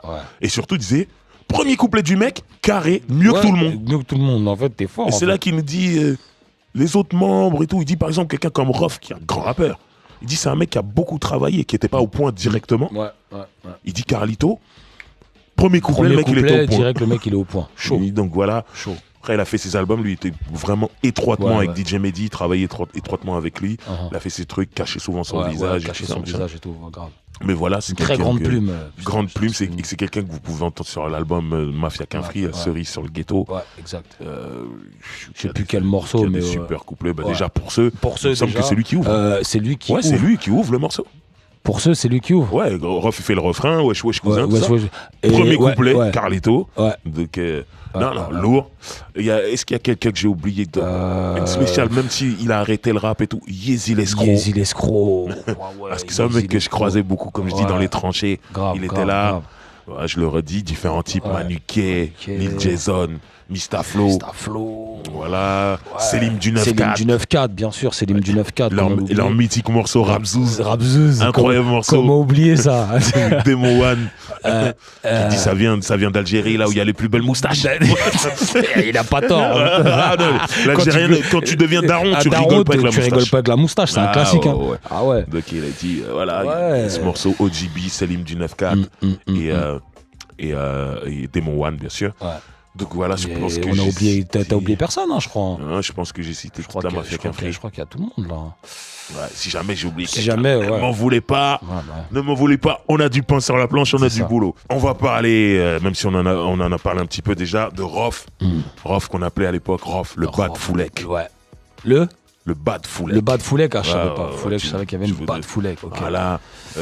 Finalement sur la belle deviendra Foulek record, grave. Là, il se faisait toujours appeler. À un moment rapide, il s'est fait appeler Rof Petty aussi. Ok. Par rapport à Joe Petty. Par rapport à Joe Petty. Son rôle qu'il a dans Les Affranchis. Très nerveux. Stylo dans la gorge. Nicky Santoro. Complètement. Voilà. Il le dit dans une lyrics à bout portant même d'ailleurs. Mais tu vois. Comme Nicky Santoro, Voilà, il était très important pour à mort. Mais je tiens à dire que Foulek, c'était une expression qui tournait grave chez nous dans le 9-4. Ouais, mais moi, la première fois que j'ai entendu, c'était dans le 9-4. Bah oui. Moi, j'ai jamais entendu. C'était pas comme ça chez vous. Jamais. Foulek, c'était un mot. Donc c'est vraiment, ouais. Donc voilà. Le 9-4, et moi, je l'ai entendu de la bouche de Rof la première fois. Ouais, c'était beaucoup vitrier. Maintenant, il y a Diams, il y a beaucoup de Foulek. Mais ça vient de. C'est important de le dire. C'est important. Voilà. C'est comme les bails, tout ça. Ouais, les Grigny. C'est important. Grigny. Les airs. Grigny. Quand on a fait la spéciale 9-1, on a bien précisé ça. C'est important. Faut. Voilà. Donc Foulek, 9-4. 9-4. D'accord. Donc Rof. Comme je l'ai dit, moi, je le rencontre vraiment au magasin, là, Ticaret, freestyle, tout ça. Moi, je vois, dès le premier jour, premier freestyle, j'ai dit, lui, il est fort, lui, il est chaud. Lui, il va aller loin, tout ça, laisse tomber. Il découpe tout, lui. Et voilà. Et après, comme j'en ai parlé tout à l'heure, on se retrouve dans ce studio, Place Clichy, qui s'appelle Puissance 6, où tout le monde fait un peu ses trucs. Et il y a un mec qui s'appelle Mistadi, qui fait partie d'un groupe qui s'appelle Diabus System. Avec Abuse, qui est là, qui prépare une compilation qui s'appelle l'Invincible Armada, qui prend le temps pour la faire. Et ça fait que lui bosse dans ce studio, et un peu tous les gens qui bossent dans ce studio, ils se retrouvent sur son projet en vrai. Et du coup, on se croise tous tout le temps là-bas, et il y a Rof qui est là-bas, et il fait un morceau. Alors pour lancer le premier single, à l'époque c'était des maxi vinyles. Sur la phase B, il fait un gros morceau qui s'appelle Descente Massive, Mistadi, où il décide de mettre tout le monde dessus. C'est un morceau d'une demi-heure, mon frère. Il est trouvable sur YouTube, le morceau, et il dure 10 minutes facile, minimum. Voilà, minimum. Carrément. Dessus, il y a aussi bien Rof que Oxmo Puccino, que Kerry, que moi, tous les mecs qui étaient au studio, en fait. Voilà, qui traînaient au studio. Et à cette époque-là, on est la New School, en vrai. Ouais, c'est vous la nouvelle génération. La New School. Carrément. Et tous les mecs étaient sur le morceau Princesse Agnès. C'était ouf. Et Bams. Voilà, il y avait énormément de monde. Et dont Rof, tout ça. Et moi, je me rappelle, il y avait les Francopholies de La Rochelle, 1996. C'est un classique. Ça, j'en parle souvent ici, parce que c'est un classique. Paraît, c'est un truc de ouf. C'est-à-dire, dans les trains là, qui nous amenaient là-bas, il y avait tout ce qui allait devenir le rap français. J'ai entendu des années d'après. Et ça fait que j'ai l'habitude de dire que si ces trains-là, ils déraillaient et que tout le monde mourait là, il n'y avait plus de rap français. Il n'y avait plus de rap français, c'était terminé. C'est-à-dire, il y avait aussi bien Lunatique que Idéal J, que Arsenic, que Ministère Amer. C'était impensable. C'était incroyable. Hein. Et en fait, on se retrouvait tous là-bas et tout. Et je me rappelle, Rof, il va me voir, il me dit « Hey, les mecs de mon quartier, ils ont kiffé ton couplet dans Descente Massive, là, le morceau de Mistadi. Je dis « Ah ouais, et tout ?» Bon, moi, je vais faire un truc simple. Il me dit « Tu sais pourquoi ? Parce que dedans, tu dis gros. Mais moi, j'ai dit, je parlais de moi. J'ai dit lourd, grand, gros. Après, je sais plus ce que je dis. Mais je parlais de moi. J'étais lourd, grand, gros. Il me dit, quand t'as dit gros, tout ça. Je dis pourquoi? Il dit, parce que chez nous, tout le monde s'appelle gros. Moi, c'est là que je découvre ça. Ah, c'est là que t'as découvert, en fait. Mais on est en 96. Ouais. Et aujourd'hui, regarde comment c'est. Regarde aujourd'hui. Toute la France dit gros. Gros, je mets la télé, je vois déjà gros, tout ça. Cyril Hanouna, il dit gros. Tu vois ce que je veux dire? Mais c'est bien de réhabiliter le truc. Gros, ça vient du 9-4, gros. 9-4. Ouais. Et de Vitry. Et de Vitry. Pour être donc précis. voilà. Donc moi, quand il me dit ça, c'est là, et à partir de ce moment-là, je fais attention. Et donc plus tard sortira l'album 113. Gros, comment ça ils disent tous gros? Comment ça ils disent tous gros? C'est nous les gros. C'est nous les gros. Tu vois, gros. c'est là je comprenais. Ah ouais, je pensais ce que Off m'avait dit à l'époque. ça. Tout ça. Là, je me dis ok. Et donc son pote il a kiffé ton couplet juste parce que t'as dit Il gros. a dit gros. C'est bon, ça va chez nous. C'est ça. Tu vois ce que je veux dire? C'est ça. Et moi j'étais choqué. Pour un mot et tout. Et c'est au fur et à mesure, je me dis non, le mot il est important. Il est très important. Ok. À mort. Voilà. Grave. Donc tout ça pour dire que Rof, il fait ses trucs. Il y a Guet-apens, il y a Expression Directe, qui est un groupe du 78, qui est très proche de la Mafia Kinfry. À un moment même, disait ils sont la Mafia Kinfry. Ils disaient non, on n'est pas vraiment, mais on roule avec eux. C'était très proche. Et ils font Guet-apens, un projet de Weedy et le TIN. Et dedans, il y a un morceau qui s'appelle Pour 100 balles, t'as plus rien. T'as plus rien. Où Rof, il est on fire dessus. Excité dans le morceau. Putain. Inarrêtable. Il a 2 ou 3 couplets, je sais plus. Ouais. Tombé. Le mec, il a tout tué. C'est quand il est dans ses grandes formes là. Ah non, mais là, c'est un problème. Ah ouais. Ça veut dire les gens, ils entendent que c'est un problème. Et du coup, le TIN, qui monte son label Phénomène Record, produit le premier album de Rof qui sera le Code de l'honneur. Et voilà, qui est plus qu'un succès d'estime. Les vrais fans de Rof disent que c'est un classique. Moi, c'est un classique. Pour moi, c'est le meilleur album de Rof. Tu vois. Avec des morceaux comme Catastrophe, des morceaux comme Skyroff, des morceaux comme Dans ma galaxie, Balle des voyous, bref, Génération sacrifiée, bref. Tu vois. Voilà. Moi, Perso. Je sais que cet album-là, il est très important pour les gens qui écoutent Rof. Ah ouais. Ah ouais. Donc, voilà. Et même le visuel, hein, avec un loup, un tout loup, ça, une lune derrière, le mec était déjà... Il était dans un délire sombre. dans un délire de Ousni. Mais voilà. Donc, voilà, cet album-là, il connaît pas le succès, c'est de l'indépendance. Mais en tout cas, c'est un album qui est vraiment important. Et qui le place aussi quelque part. Et c'était important à l'époque d'avoir... Tu sais, c'était pas obligatoire que tu aies ton deal directement en major pour sortir ton premier album. Mais c'était important d'avoir une carte de visite, d'avoir un album. Donc, bien sûr. T'as pas de major, tu vas le faire en indé. À l'époque, c'était comme ça. Et du coup, il avait son album et tout. Mais les gens se disaient, fort potentiel, il a quelque chose. Et du coup, il se retrouve à signer chez Hostile. Et là, il sort son deuxième album. La vie avant la mort. Voilà, où il y a qui est l'exemple. Qui est l'exemple, qui va être un tube énorme avec Kelia. Mais il y a Turbo Diesel, TDSI, Sport, Injection. Là. Incroyable. On allume comme dans Hit. Turbo Diesel, le keuf qui danse. Voilà. C'était un truc de fou. Donc voilà, là, il a de succès. Miroir et tout. Là, il a de succès commercial. Ouais. Il y avait ce morceau que j'aimais. C'est le Dawa. Ça, c'est très lourd, ça. Non, mais c'était n'importe quoi. Le jeu de la mort. Il y avait Creuset de voyous. Et il y avait aussi même Quartier. Ça, c'était un morceau que je kiffais quand même. Donc, ouais, succès commercial. Voilà, il y a Qui est l'exemple. Qui tourne en boucle. Aussi bien à la radio qu'à la télé. Toutes sortes de radios. Pas que dans les radios rap. Et surtout. Le single sera numéro 1. Toute musique confondue. Pendant X temps. Et là, t'as bien résumé le Cut Drive. Rof, là, c'est sérieux. C'est un gros problème, là. Et il va pas lâcher le steak pendant un petit moment. Est-ce qu'on peut se dire, ça y est, il va se reposer sur ses lauriers, mais derrière ça, il sort La Fierté des Autres. Double album. Qui, pour moi, c'est mon album. Toi, c'est ton album de Rof, ouais. Gros album. Ouais. Et double album. Et là, c'est là qu'il est en mode je vous envoie du son. Voilà. Il va faire 2 double albums dessus. Allez. Truc de ouf. 9-4 On a commencé l'émission avec ce morceau, obligatoirement. Forcément. Et comme je le disais, moi, quand je viens pas du 9-4, mais t'arrives à me faire kiffer le morceau, alors qu'il parle du 9-4, c'est que t'as réussi quelque chose. C'est que t'as réussi quelque chose, t'as réussi la mission. Moi, c'est un de mes morceaux préférés de Rof. Je trouve qu'au niveau kickage.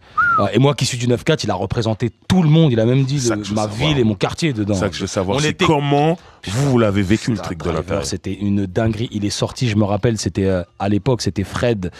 C'était la nocturne, vendredi soir, à minuit.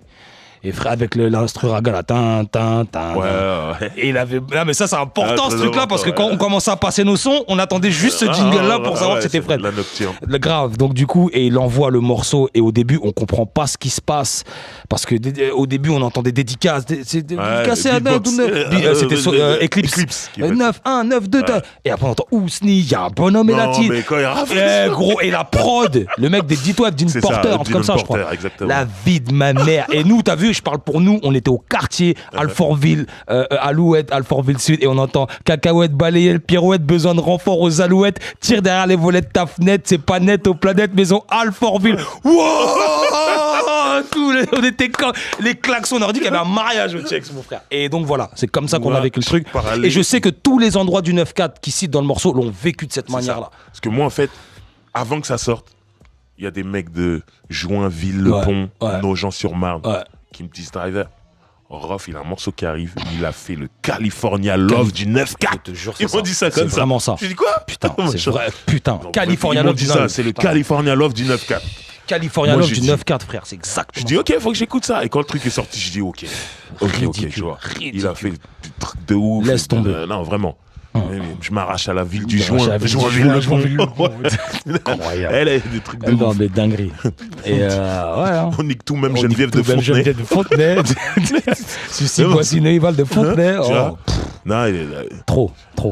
Très chaud. Très chaud. De toute façon, moi, cet album, il y a le son qui tue avec Nati qui devient un hit de ouf. Hit de le malade. morceau avec Roldan Richards, de ouf. Zone internationale, il s'appelait. Voilà. 9-4. Mais il y a des trucs, souvenirs, tu veux jouer les shows, là, je sais plus c'est quoi le titre de ça.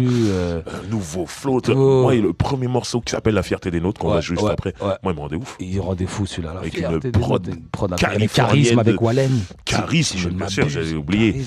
Et qui tournait en boucle. Je sais pas pourquoi il n'y a pas de clip d'ailleurs. Tournait en boucle sur ça. Ils auraient dû faire. Et voilà. Mais voilà, Rof, très important. Derrière, il fait Au-delà de mes limites. Au-delà de mes limites, double album, ça cartonne aussi. Il fait. Après, il revient avec le code de l'horreur. Code de l'horreur. Mais d'abord, il y a une mixtape qui s'appelle 10 ans d'avance. Ce projet, je sais pas s'il y a des gens, il est incroyable. Il fume des phases B, mon frère. Des phases B dedans, mais il les fume. Non, mais s'il vous plaît, vous écoutez, allez écouter 10 ans d'avance de Rof, vous allez prendre tard. On n'en parle pas assez. On n'en parle pas assez de ce truc-là. Il est passé un peu scred, mais oh la vie de ma mère, il a tout arraché. Donc voilà, Donc après, code de l'horreur après. Ouais, code de l'horreur, des chiffres incroyables, des premières semaines de malade. Star Focus, c'est sur cet album. Star Focus, c'est sur cet album. Star Focus, non, c'est sur Au-delà de mes limites.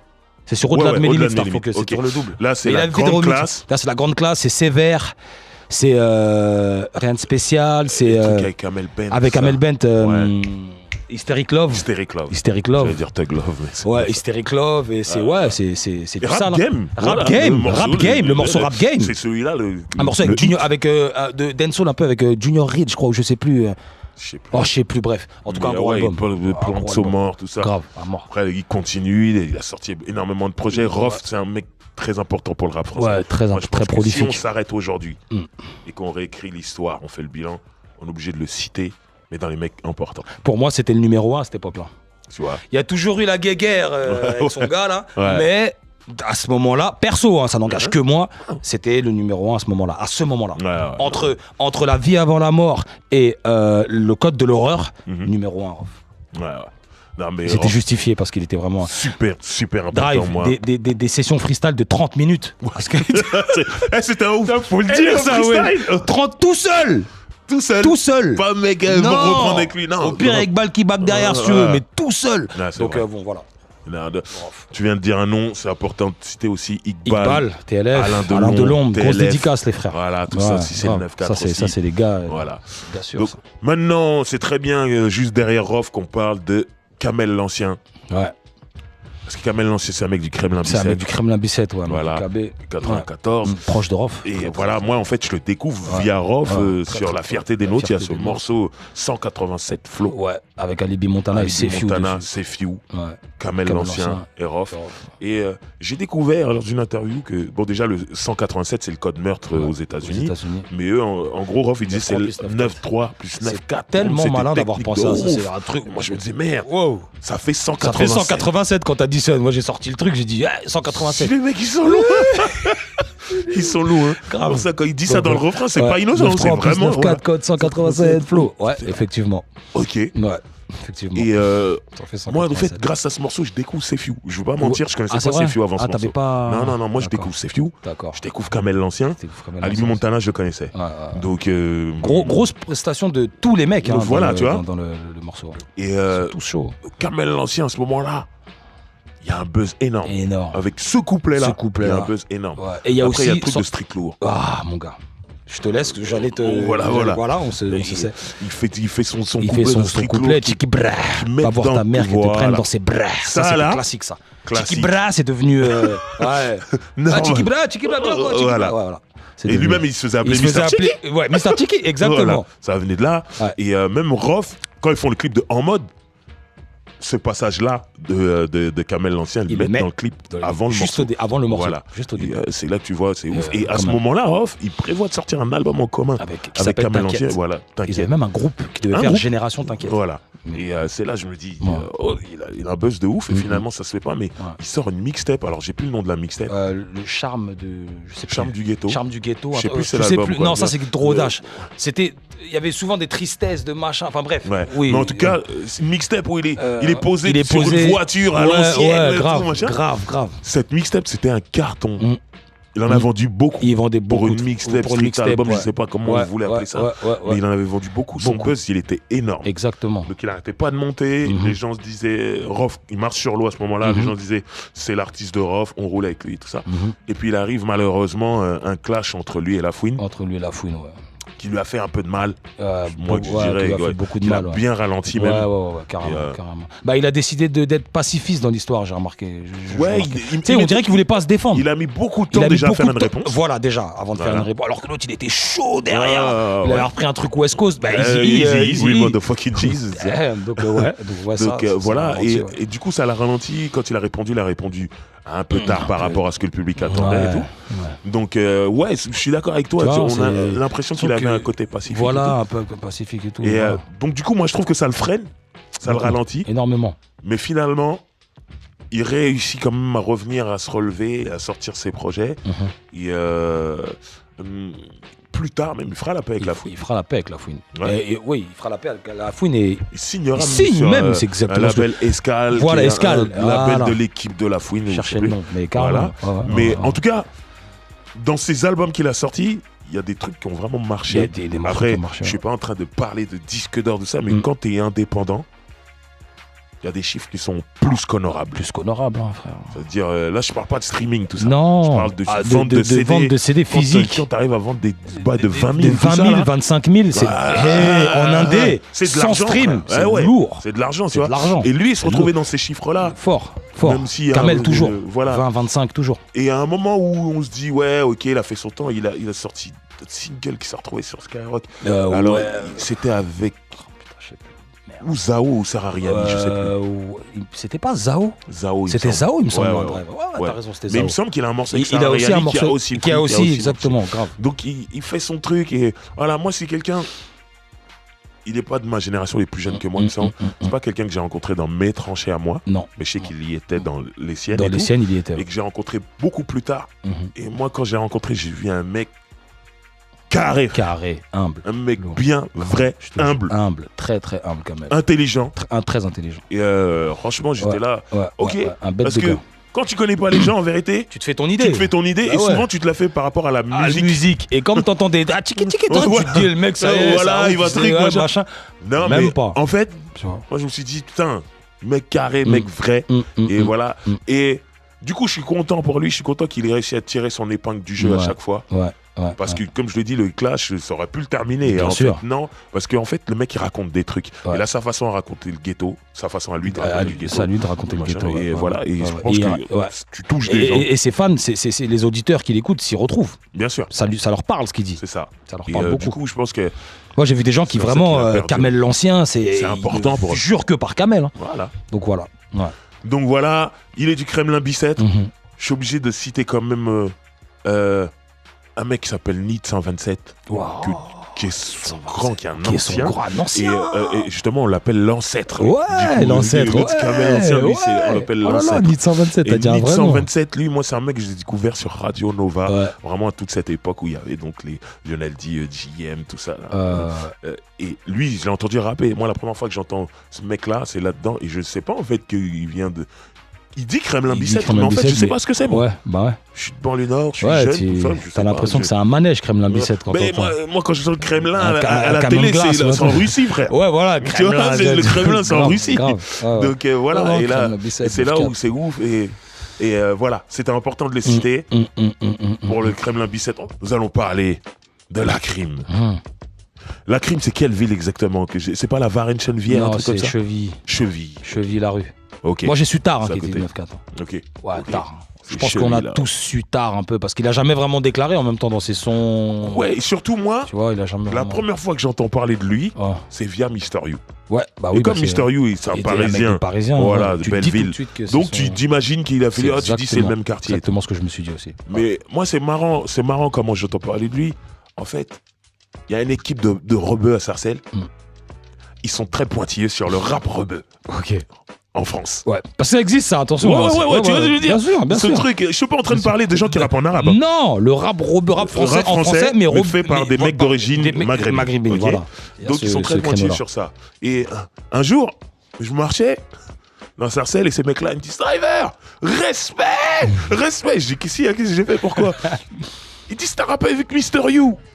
À ce moment-là, moi je sais pas qui est Mister You. Tu sais pas qui est Mister You, toi? Je dis qui? Ils disent Mister You. Je vois pas qui c'est. Ils disent t'es sérieux toi? T'as rappé avec lui, ils disaient même pas qui c'est et tout. Là. Je dis non, moi je vois pas ce qu'il c'est. Je me serais souvenu quand même. Ça me dit rien du tout. Ils me disent on va te ramener le morceau, bouge pas. Et ils me ramènent le morceau, j'écoute, je dis Younes. Ok. Moi, au moment où je rappe avec lui, il s'appelle Younes. Oh oui. Il s'appelle pas Mister You. Pas Mister You. Donc tu vois, quand il me dit ça, je dis si. Je dis ouais, c'est un mec de Belleville que je connais. Il m'a dit connecté, il m'a dit ouais, il y a mon petit, il s'appelle Younes, il rappe, il est chaud là, faut que tu rappes avec lui. Là, je suis venu, j'ai fait le truc. D'accord. Mais moi, il s'appelait Younes. Il s'appelait Younes, ouais. Et à partir de ce moment-là, Mister You, ils me disent, mais lui, il a buzz de malade, va voir sur Internet. J'ai tapé son nom, j'ai pété un câble. Je vois un mec qui est en cavale. Ouais, en cavale, qui se fout de la gueule des keufs. Qui se fout de la gueule des keufs, et il fait des freestyles, il est torse nu et tout. Il leur fait des bisous, des trucs et tout, tu comprends pas. Et je vois, il y a plein de gens qui le suivent. Ouais, je vois Bouscapé, ils sont comme des oufs et tout, Sky, c'est violent. C'est là que je me dis, c'est violent. Mais c'est lui. C'est lui, en fait, truc Younes, finalement. Et c'est là, je suis traumatisé. Et à partir de ce moment-là, je suis, et je vois le mec fait que monter signature. Il va au placard, il sort du placard, signature, boum, il sort. Disque d'or, tout ça. Et moi, je suis content pour lui. Et finalement, après, on se revoit et tout. Il me dit, Driver, toi, t'es vrai. Quand j'étais rien, t'étais là. Et moi, je dis, je suis content pour toi, tout ce qui t'arrive et tout. C'est clair. Et donc, des années plus tard, ces mêmes rebeux de Sarcelles, ils me disent, Driver, tu connais la crime? Ok. Moi, je dis, c'est un mec avec qui j'ai rappé, je sais pas. Dites-moi maintenant, t'as vu? Il dit, non. Il dit, c'est un gars, Mister You. Je dis, ok. Il me dit, pour nous, lui, c'est le prochain. Je connaissais pas et tout. Ils me disent, lui, apparemment, dans la street, lui, il est dans des trucs, des cache-bras, des trucs et tout. Et ils me demandent, est-ce que c'est vrai? Eux, c'est important. Ouais, c'est important. La crédibilité. Oula, c'est primordial. Je dis, moi, je sais pas, moi, tu vois, je le connais pas spécialement et tout. Mais ça, c'était très important pour eux. Ils disent, en tout cas, si c'est vrai, nous, on est avec lui. Tu vois ce que je veux dire? Donc là, moi, j'ai dit, quand eux, ils me parlent d'un rebeu, faut que j'aille voir tout de suite. Faut que t'ailles voir tout de suite, parce que c'est le prochain, généralement. T'as vu, t'en dis Younes. Voilà. Et là, du coup, je suis allé voir le truc, la crime, j'ai vu le truc, je dis, je vois, il était en Espagne. Il faisait des freestyles, tout ça au soleil. Il soleil, torse nu, des gamos. énervé, tout ça. Grave, fort. C'est là que je me dis, ok. Et après, il y a ces trucs judiciaires qui remontent, tout ça, machin. Donc, en gros, je parlais avec ces mecs-là, je dis, bon, ça a l'air d'être vrai, tu vois. Ils disent, c'est vrai. Le mec a tout niqué derrière. Il a tout niqué, ils se sont pas trompés, les mecs. Donc, à partir de maintenant, là, mes potes, mes rebeux de Sarcelles, là. Dès qu'ils te parlent de quelqu'un. Il faut signer. Il faut signer le gros, mec. J'espère que t'as un label. Signe des gars. Bah oui. Maintenant, quand je les vois, je dis, c'est qui le rebeu qui est chaud? C'est qui le plus chaud, là? Ah oui, forcément. Eux, par exemple, ces mecs-là, eux, ils me parlaient d'LIM déjà avant qu'il fasse disque d'or. Forcément. Bon, moi, je le connaissais déjà. Oui, tu savais déjà le truc. Mais de là, imaginer qu'il allait faire disque d'or, non. Moi, il me disait là, écoute, toute la journée, ils écoutaient les tasses, c'était pourtant c'est péché. Un an plus tard, le mec indé, disque d'or. En indé en plus, grave. Donc c'est ça. Donc faut écouter leurs paroles. Voilà, très important. La crime, c'est grand nom. Et voilà, la crime, voilà, il a tout bousillé en un rien de temps. Au début. Après, ce que pas mal de gens savent pas, c'est qu'il faisait déjà son travail en amont, déjà, la crime. J'ai découvert ça après. Il faisait déjà des séances dédicaces, il faisait des concerts dans des villes en province. Ouais, grave. Il avait déjà son public, en fait. Il vendait déjà ses 7000, 10 000 exemplaires sur ses mixtapes. Ce qu'on disait tout à l'heure par rapport à. C'est énorme. C'est énorme, comme l'ancien. C'est de l'argent. Toi-même, tu sais que c'est de l'oseille. C'est de l'argent palpable. Ah ouais. Donc voilà. Donc moi, quand il arrive. Je suis pas genre. Je connaissais pas la musique, mais je connaissais déjà le nom. Tu connais déjà le nom. Grâce à mes gars. Grâce à cette équipe. Voilà. Et du coup, je suis allé voir et tout. Mais après, tu sais, tu peux pas. C'est Kaira ce qu'il fait. C'est Kaira. Tu peux pas imaginer que ça va marcher à ce point-là. Exactement. Moi, je suis pas rentré dedans tout de suite, je te cache pas. C'est mon gars, Richie, que tu as déjà vu.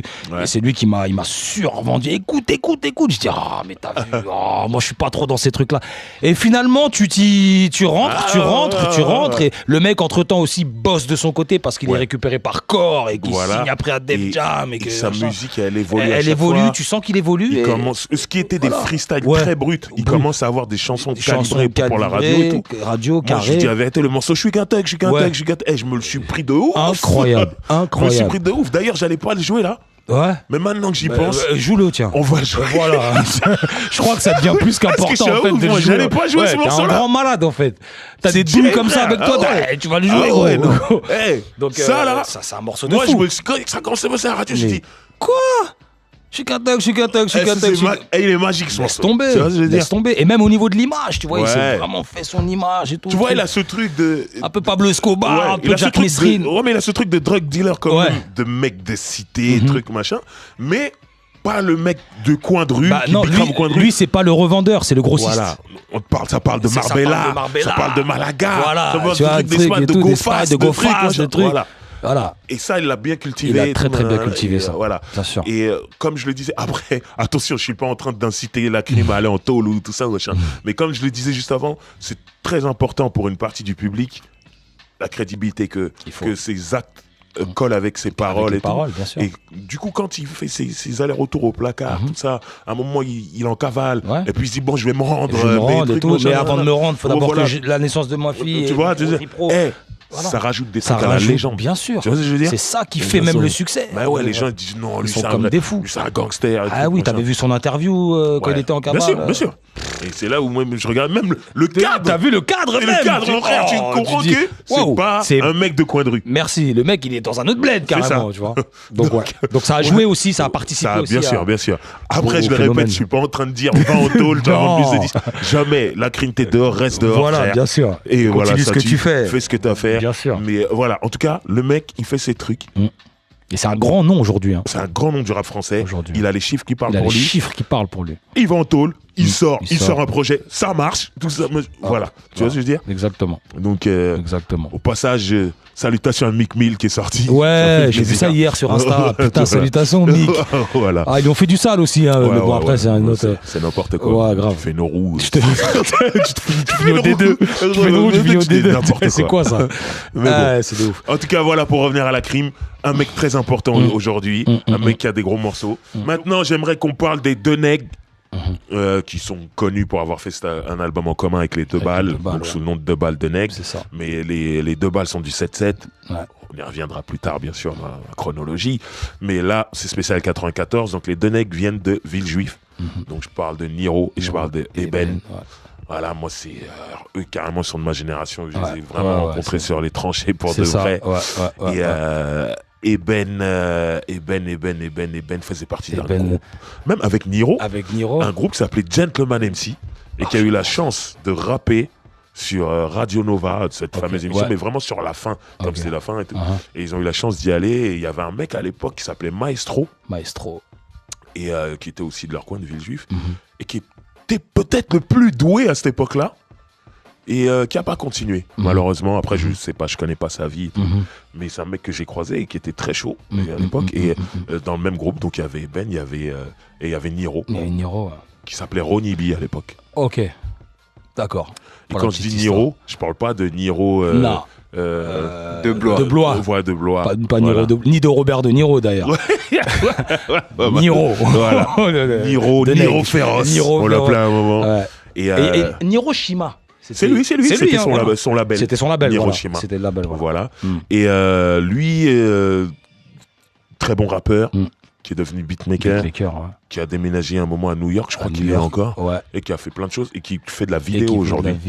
Qui est super fort dans la vidéo. Et je pense qu'il n'avait pas un studio d'enregistrement à Ivry. Si, à l'époque, Hiroshima, quand il faisait Hiroshima. C'était à cette époque-là. Il avait son studio. Donc voilà, c'est des mecs qui ont beaucoup donné. Obligé de citer son frère, Kiklo.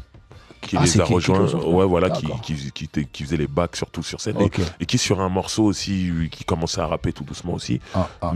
Voilà, mais ils étaient importants et surtout l'album Deux Balles de Nègre, je crois que c'est le premier succès indépendants. C'est-à-dire au niveau des chiffres, ils 3 fois plus efficaces. Énorme. Énorme. Et voilà, et surtout, ils ont fait énormément de concerts. Et sur scène, 2 balles de nègre, c'était quelque chose. Incroyable. Ils ont fait La Rochelle, cette fameuse Rochelle. Parce que c'est DOC qui m'a raconté, moi, les trucs de La Rochelle. C'était la folie. Les dingueries. Et Gomez, Eben qui Gomez et Tavares, non Gomez et Dubois. D'abord Gomez et Tavares, et ensuite Gomez et Dubois, parce que Tavares, c'était Dadou, qui a arrêté, qui a été remplacé par Faflarage, qui est devenu Dubois. C'est tout un concept. Mais c'est il y a eu le film où c'est Stomy Bugsy et Tito. C'est pour ça que je me suis brûlé le cerveau. Mais voilà, il a quand même touché à ce. En tout cas, Gomez, c'était Eben. C'était Eben, et moi, ça m'a fait kiffer de voir Eben, qui était pas forcément la plus grosse star du rap de son époque, mais qui a réussi quand même à trouver tirer son épingle du jeu avec ce truc-là. Bien sûr, parce que ça a bien fonctionné. Super bien fonctionné, ça. Grave. Et voilà, c'est vrai que j'allais passer sur cette partie de sa carrière, mais qui est importante. Qui est super importante, Très gros succès aussi. Donc voilà, Eben qui est toujours là, qui est beatmaker aujourd'hui. D'accord, je savais pas ça. Qui fait, après il y a eu des dates où ils ont fêté l'anniversaire de 3 fois plus efficace, ils ont refait des dates de balles de nègre et tout. Donc on l'a vu sur scène, mais il est beatmaker depuis un moment. Ah ouais. À l'époque, il était déjà beatmaker. Ouais. Moi, je me rappelle qu'il a acheté une MPC. On doit être vers 98. Moi, quand je l'ai vu acheter une MPC, j'ai dit, moi aussi, je vais en acheter une. C'était le futur à l'époque, les MPC. Donc, moi aussi, je voulais faire des beats. Mon frère, je suis rentré chez moi, j'ai dit, comment ça marche? J'ai commencé à passer des coups de fil à tous mes beatmakers. Mais comment tu fais ça? Ils m'ont dit, ça, mais c'est facile. Ok, je rentre chez moi, j'arrive toujours pas. Bon, j'ai revendu mes machines. Bah oui, gros. T'as jamais fait d'instrument. Ah, j'ai pas réussi. J'ai essayé, j'ai pas réussi. Et pour la petite histoire, j'ai revendu mes machines à un mec qui était dans l'équipe de corps. D'accord. Et eux, ils ont su quoi en faire. Parce que derrière, ils ont mitraillé le bordel. Et moi, 0 mois. C'était pas mon truc. Mais c'est Eben qui m'a donné envie. Je me suis dit, quoi? Lui, il veut prendre cet argent doublement. Il veut écrire des textes, il veut prendre cet argent. Il veut faire des instrus. Moi aussi, je vais faire la même. Mais lui, il a réussi. Lui, il a placé des trucs sur Stomy Bugsy, tout il ça. Il a placé fort, lui. Ah ouais, tout ça, il a placé des trucs. Moi, j'ai rien. Rien n'est sorti. Donc voilà. Donc, Eben, beatmaker aujourd'hui, big up à lui. Et voilà, tout est cool. Maintenant, j'aimerais qu'on parle aussi de Joinville-le-Pont, ALPHA. Le club Splifton à la base, c'est un mec qui a vraiment démocratisé tout le mouvement G-Funk West Coast, parce que lui, au niveau des instrus, c'est le meilleur. Franchement, niveau G-Funk, moi je suis pas trop le mouvement en France, mais c'est un des pionniers. Déjà, mais surtout, je trouve que c'est celui qui le fait vraiment. Voilà, il est vraiment à fond en curly. En plus, tu vois. Il roule vraiment l'oreille. Moi, du coup, moi, je suis allé. J'ai découvert Joinville-le-Pont, moi, par rapport à lui, qui est une ville très paisible, très cool. C'est cool. Mais quand il y a du soleil, c'est vrai que il y a un délire à faire de la G-Funk quand même. Il y a une matrix un peu à G-Funker un peu. En plus, il y a vraiment la marne qui passe, tout ça. Tu peux te croire un peu à Crenshaw. C'est ça, je me suis retrouvé à des barbecues là-bas. Il y a un délire. Grave. Mais moi, je croyais qu'il venait de chez toi. C'est vrai que chez nous, ils aiment tellement la West Coast, la G-Funk. À mort. Il aurait pu, mais... Non, lui, il a son délire, 9-4. En plus, lui, il est d'une zone pavillonnaire. Et tout. Tu vois Los Angeles, eux, le ghetto est pavillonnaire. Voilà, donc du coup, tu pouvais faire ce lien, tout ça. Moi, j'étais là, il y a un délire. Il y a un vrai délire. Tout de suite, tu te remets dans le truc, quoi. Donc voilà, c'est un mec qui a sorti énormément de projets. Les gens ne peuvent pas se rendre compte. Il me semble qu'il a beaucoup de tapes, alors des albums. Des albums même. C'est un mec qui a facilement... je crois, je ne mens même pas si je dis qu'il a 12 albums. 12, entre 12 et 15. Après, moi, je te parle de ses albums à lui où il rappe. Après, il y a les albums qu'il a produits. Là, on arrive à 20. Tu vois, facile. Super moi, il m'a fait un album entier qui s'appelle L'Architecte. On l'a fait en 5 jours, frère. Putain. Je suis arrivé les mains dans les poches chez lui. En 5 jours, on a fait un album. Machine, le mec. Non, ça se voit qu'il est vachement productif. Et puis, il est vraiment doué. Il est vraiment... À propos des notes, la musicalité du truc, tu vois, c'est un mec qui joue tout, qui sample très très peu. Et faire de la G-Funk de qualité, c'est pas évident. En français en plus. Moi, surtout, je sais que, souvent en France, on suit les mouvements qui se passent aux États-Unis. Et quand la West Coast a cartonné vraiment avec Death Row, début des années 90, et que ça a perduré avec des trucs comme Looney, Agatha Favoni, Tupac, tout ça, il y a des gens qui ont essayé de faire ça ici. Mais si tu sais pas jouer, frère, faut laisser. C'est compliqué. C'est pas comme faire un son New York où t'as le bon sample, t'as les bons kicks, Ouais, tu peux t'en sortir. Exactement. G-Funk, faut avoir les notes, faut savoir jouer. Ouais. Et il y a plein de gens, il y avait un truc qui était faux, une note qui sonnait était faux fausse. à l'oreille. Et ça voilà, sonnait pas, Et ouais. pour moi, LPHA, la première fois que je l'entends, je dis putain, c'est le premier mec qui. Ça sonne comme là-bas. Et je sais que lui, DJ Quick, c'est une grosse inspiration pour lui. DJ Quick, il a un côté très frais, très funky, soleil et tout. Quick. Et je sais qu'un jour, il y a un groupe de Compton qui s'appelle Second to None, qui était produit par DJ Quick, qui est venu faire un concert ici à Paris. Et nous, on faisait la première partie. Il y avait LPHA, il y avait moi, il y avait d'autres groupes. Et le truc qui est ouf, c'est qu'à un moment, à LPHA, il est sur scène en train de rapper un morceau à lui. Et donc, le DJ, il envoie les morceaux de son Serato, tu vois. Et moi, je suis derrière avec les mecs de Second to None. Et je vois, il y a un mec de Second to None, il entend la musique. Ses yeux deviennent bizarres, il croit que c'est DJ Quick, en fait. Et il va voir le Serato, et il voit qu'il n'y a pas marqué DJ Quick. Et je vois, il est perdu, comme ça. Il cherche à savoir. Et moi, je gaulerie, et il me voit gaulerie, il me dit... Alors, tu sais, tu peux m'en dire quelque chose? Je dis, je sais pourquoi tu ris, je sais et tout. Il me dit, c'est Quick? Je dis, non, c'est pas Quick, c'est LPHA. Mais il produit comme Quick. Il dit, c'est incroyable, tout ça. Il était choqué. Ah ouais. Je lui ai dit, waouh. Ah ouais. Il a jamais vécu à Compton? Je dis, non, c'est un mec de France. De France et tout, mais pourtant, voilà, super chaud le mec. Et voilà, c'est-à-dire les mecs de Compton même, ils étaient choqués. Ils disaient, mais c'est son cello, mais comment il arrive à le faire aussi bien et tout. Et il dit, ouais, non, je dis, c'est un mec qui est bousillé de tous ces trucs-là. Et voilà. Mais est-ce que dans le milieu un peu de G-Funk français et tout, le PHA, il est vraiment considéré comme ce qu'il est réellement, c'est-à-dire un pionnier un peu quand même ou un peu... Il est important. Tu sais, à un moment donné, il y avait quasiment que lui qui faisait ce genre d'instru. Alors je suis obligé de big up Case. Tu vois, de Réciproque. Qui lui, 9-3. West Rider, c'était lui. West Rider, c'est LPHA qui est derrière ça aussi. Ah, c'est LPHA ça West Rider, c'est plus une compile qui a invité tous les gens qui étaient dans ce mouvement-là. D'accord. Et il y a Case qui a placé des artistes à lui et tout, machin. Donc voilà, mais Case, pour moi, il y a Case, il y a Crapulax, tout ça, mais LPHA, c'est lui qui a ramené ce truc soleil. Il le faisait mieux que les autres, je trouve. Et c'est ce qui fait que il a sa place. Il est au milieu. Quasiment tout le monde a déjà travaillé avec lui. Tu vois. Donc non, il a le respect. Il a le respect qu'il mérite dans ce milieu. Cool. Maintenant, moi, j'aimerais qu'il ait le respect dans le rap français parce qu'il a sorti énormément de projets. C'est ça le truc. Et bon, ça c'est une autre histoire. C'est pas simple. Mais voilà. En tout cas, ALPHA, Joinville-le-Pont, 94. Big up à MSJ, SOB, tout le club Splifton. Voilà, Splifton, qui veut dire Spliff Town. Joinville. Wow. Tu vois le truc? Wow. Tu vois le truc? Ah, c'est deep. Tu vois ce que je veux dire? Ah, ok. Voilà. D'accord. Donc, très important. Ça tourne encore. 94, force. Roule avec Driver spécial 94, le Val-de-Marne. On vient d'écouter les deux nègres avec Accepte mon concept. Ça, c'était pour Villejuif. Big up aussi à Baba Escobar qui vient de Villejuif, il me semble, si je me trompe pas. Grand connaisseur, Driver. Big up à toi pour ça. On essaye. Et ALPHA avec juin, juillet, août. Et on dédicace ça aussi à DJ Mosco qui vient de ce coin-là. Qui vient de Joinville ou genre, je sais plus. Selim du 9-4 aussi. Selim du 9-4. Joinville. Donc voilà. Maintenant, on va parler de N2S. Grand monsieur, hein. L'homme que l'on appelle Nesbill. Qui a pas eu forcément ce qu'il méritait, je trouve, objectivement parlant. Je pense que je suis pas tout seul à le penser. Il fait partie de ce qu'on appelle ici les rois sans couronne. Ouais, Roi sans couronne, qui était d'ailleurs le titre d'un de ses albums, je pense. Donc Nesbill, moi, je vais pas mentir, hein, je l'entends la première fois, c'est sur l'album de Booba. Moi, je suis passé à côté de Dissident. De Temps Mort, tu parles?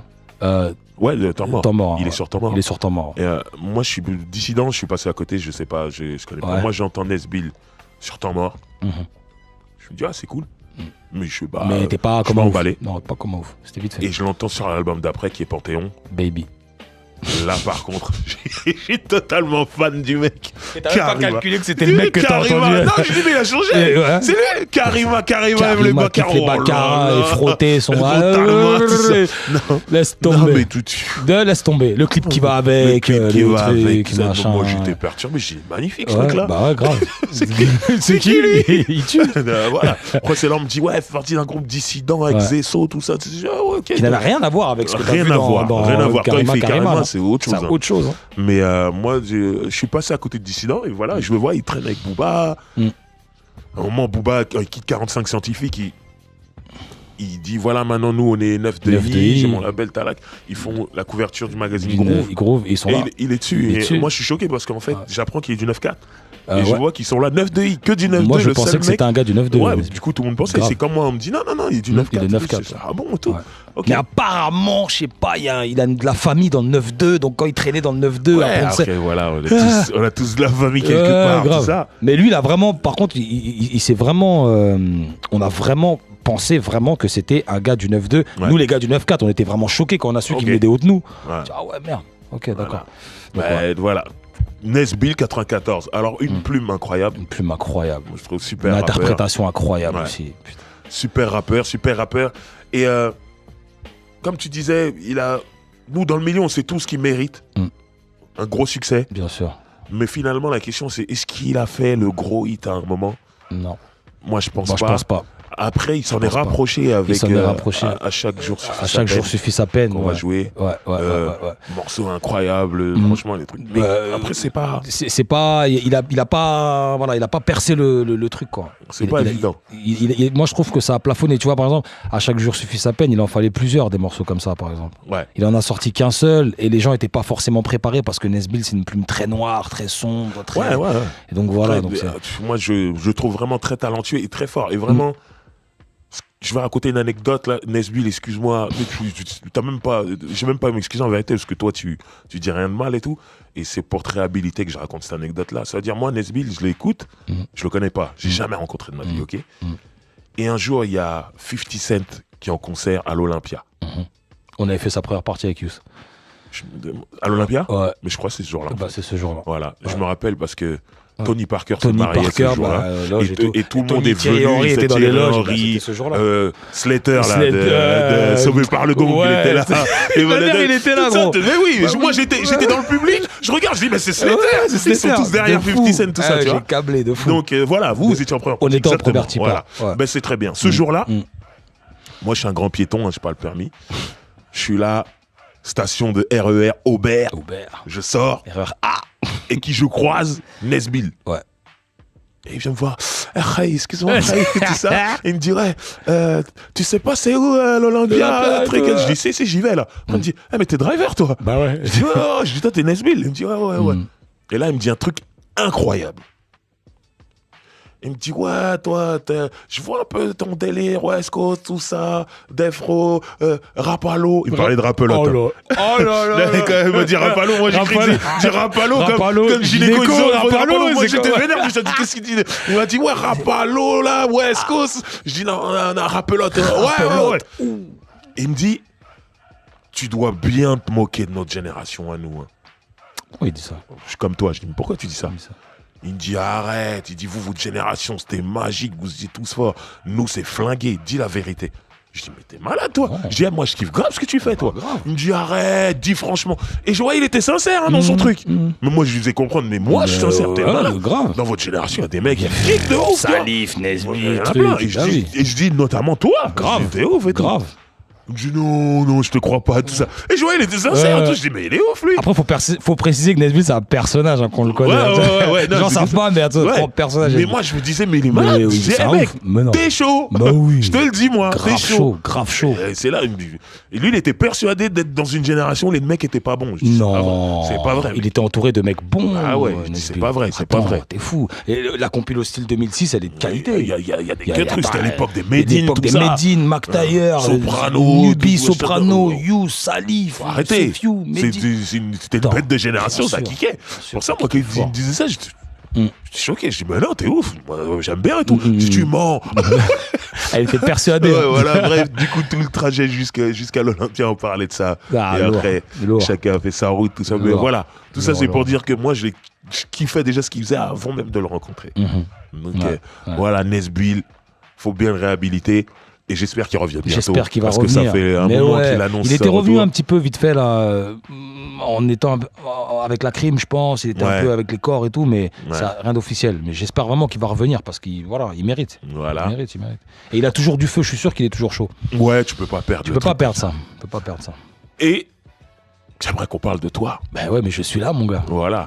Allons-y. Donc toi, tu représentes Alfortville. Alfortville Sud, quartier des Alouettes, bon, que j'ai quitté depuis pas mal de temps, mais c'est toujours dans le cœur. Voilà. Et voilà, 94, Voilà. hein, voilà. Hein.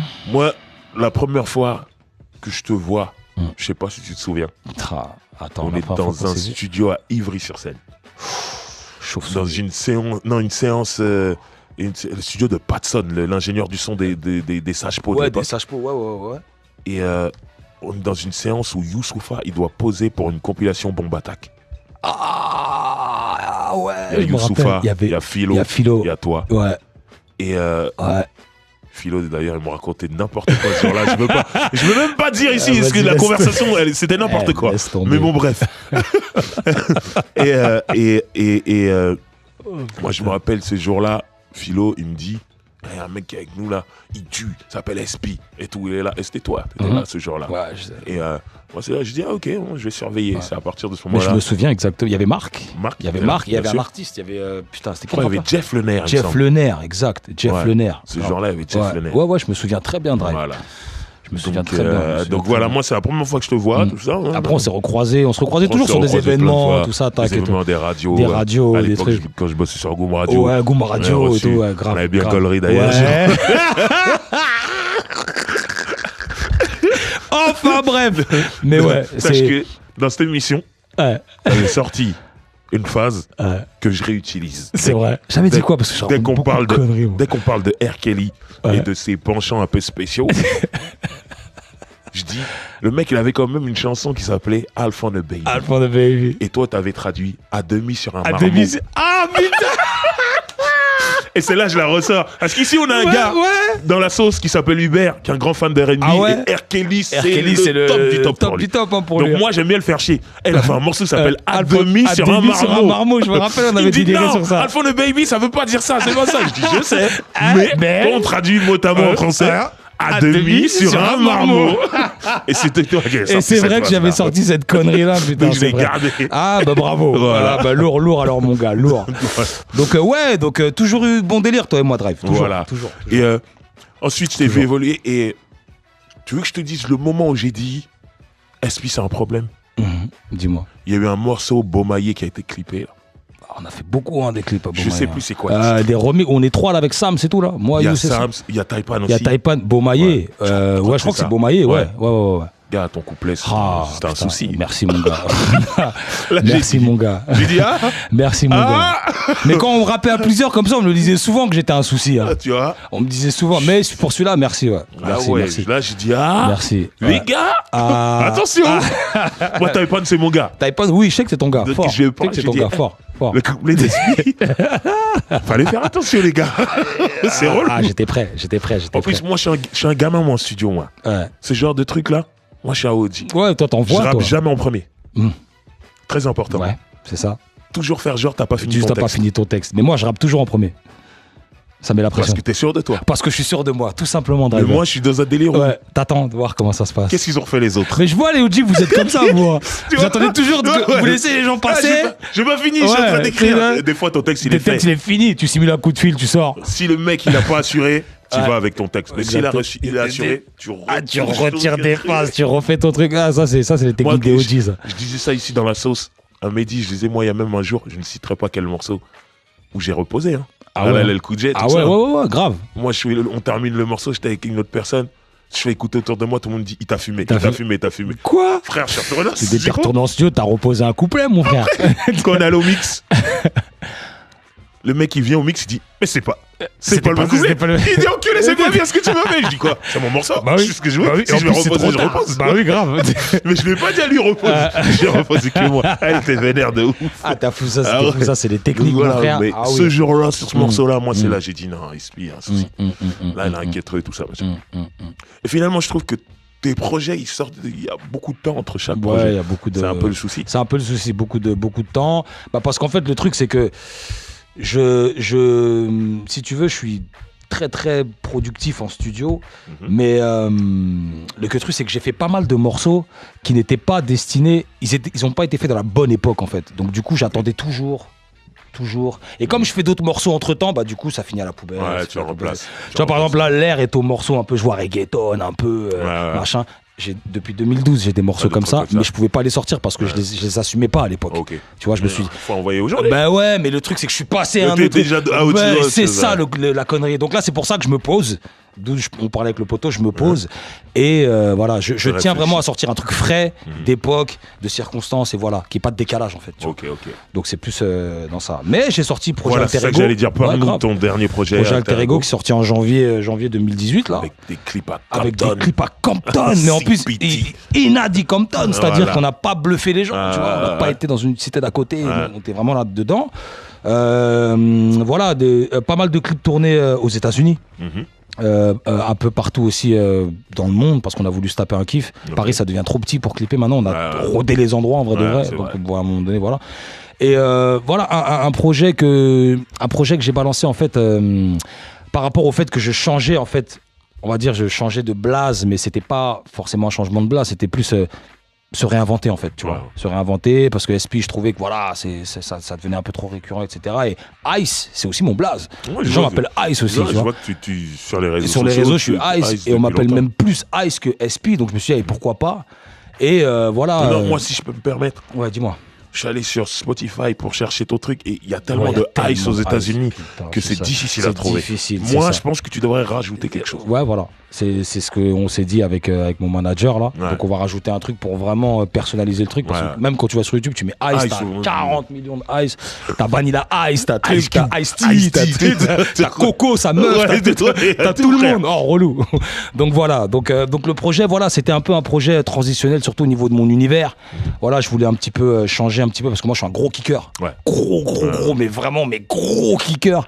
Et là, je me suis dit, on va se détendre un petit peu. T'as vraiment alléger le truc au niveau des lyrics, au niveau de la forme. Moi, je sais que ça, simplifier, c'est pas simple. C'est une phrase que j'ai inventée. Elle a tout son sens. Hein. Simplifier, c'est dur quand tu as l'habitude de mettre beaucoup de mots, et là, tout d'un coup, tu t'enlèves la moitié de ce que tu disais, et puis tu te prends moins la tête. Et normalement, des phases qui ne passaient pas la douane en studio passent maintenant. Là, tu peux. Tu vois. Et même quand mes gars me disent mais attends, mais c'est bien ça, je dis mais non, mais vous êtes des ouf les mecs, je dis rien là, je dis rien, mais non, mais c'est ça, mais non, mais arrêtez, je vous l'affiche. Voilà, dans des débats comme ça après, tu vois. Et tu te rends compte que c'est ça finalement. C'est ça aujourd'hui. Donc voilà, donc c'est un projet un peu comme ça qui est sorti en janvier. Voilà, moi je suis pas un mec de la première semaine, t'as vu, ni des streams, ni des là non, là moi c'est tranquille. T'es dans ton grind. Moi je suis dans mon grind, voilà, je suis dans mon charbon, tranquille, tu vois, vitesse de croisière, course de fond, tranquille. Donc voilà, satisfait des retours. Il se passera quelque chose. Exactement, et la suite arrivera incessamment sous peu. De toute façon, je te tiendrai au jus, il n'y a pas de problème. Ça roule. Donc voilà, on représente le 9-4. Exactement. 94. En tout cas, on va écouter de la musique pour terminer cette émission. Mais avant tout, moi, je tiens à te dire déjà merci d'être venu, d'avoir amené ton expertise et surtout comment vous avez vécu le truc de l'intérieur. C'est ça. Voilà. Merci à toi pour l'invite, Dref, ça m'a fait archi plaisir. Il n'y a pas de problème, normal. Archi plaisir. Et le matin en plus, t'as vu, les rappeurs, ils savent pas. Faut savoir que cette émission, on l'enregistre le matin. Ouais. Les gens ne savent pas. Ils ne savent pas que c'est le matin. Tôt le matin. Tôt le matin. Et on est là comme. Il y en a qui sont là, qui me disent non, driver, laisse-moi tranquille. Mais c'est ça. Moi, bon, t'as vu, papa, donc je dépose le petit. C'est normal. Je suis debout déjà prêt, tous les matins, on est debout à 7h du matin quand on est daron. Donc voilà. Donc. Déjà, on rappelle que ton projet Alter Ego est disponible sur toutes les plateformes. Voilà. Allez-y, en plus c'est indépendant, je sais que c'est carrément indépendant, 6 blocs. Donc faut supporter. Projet de qualité.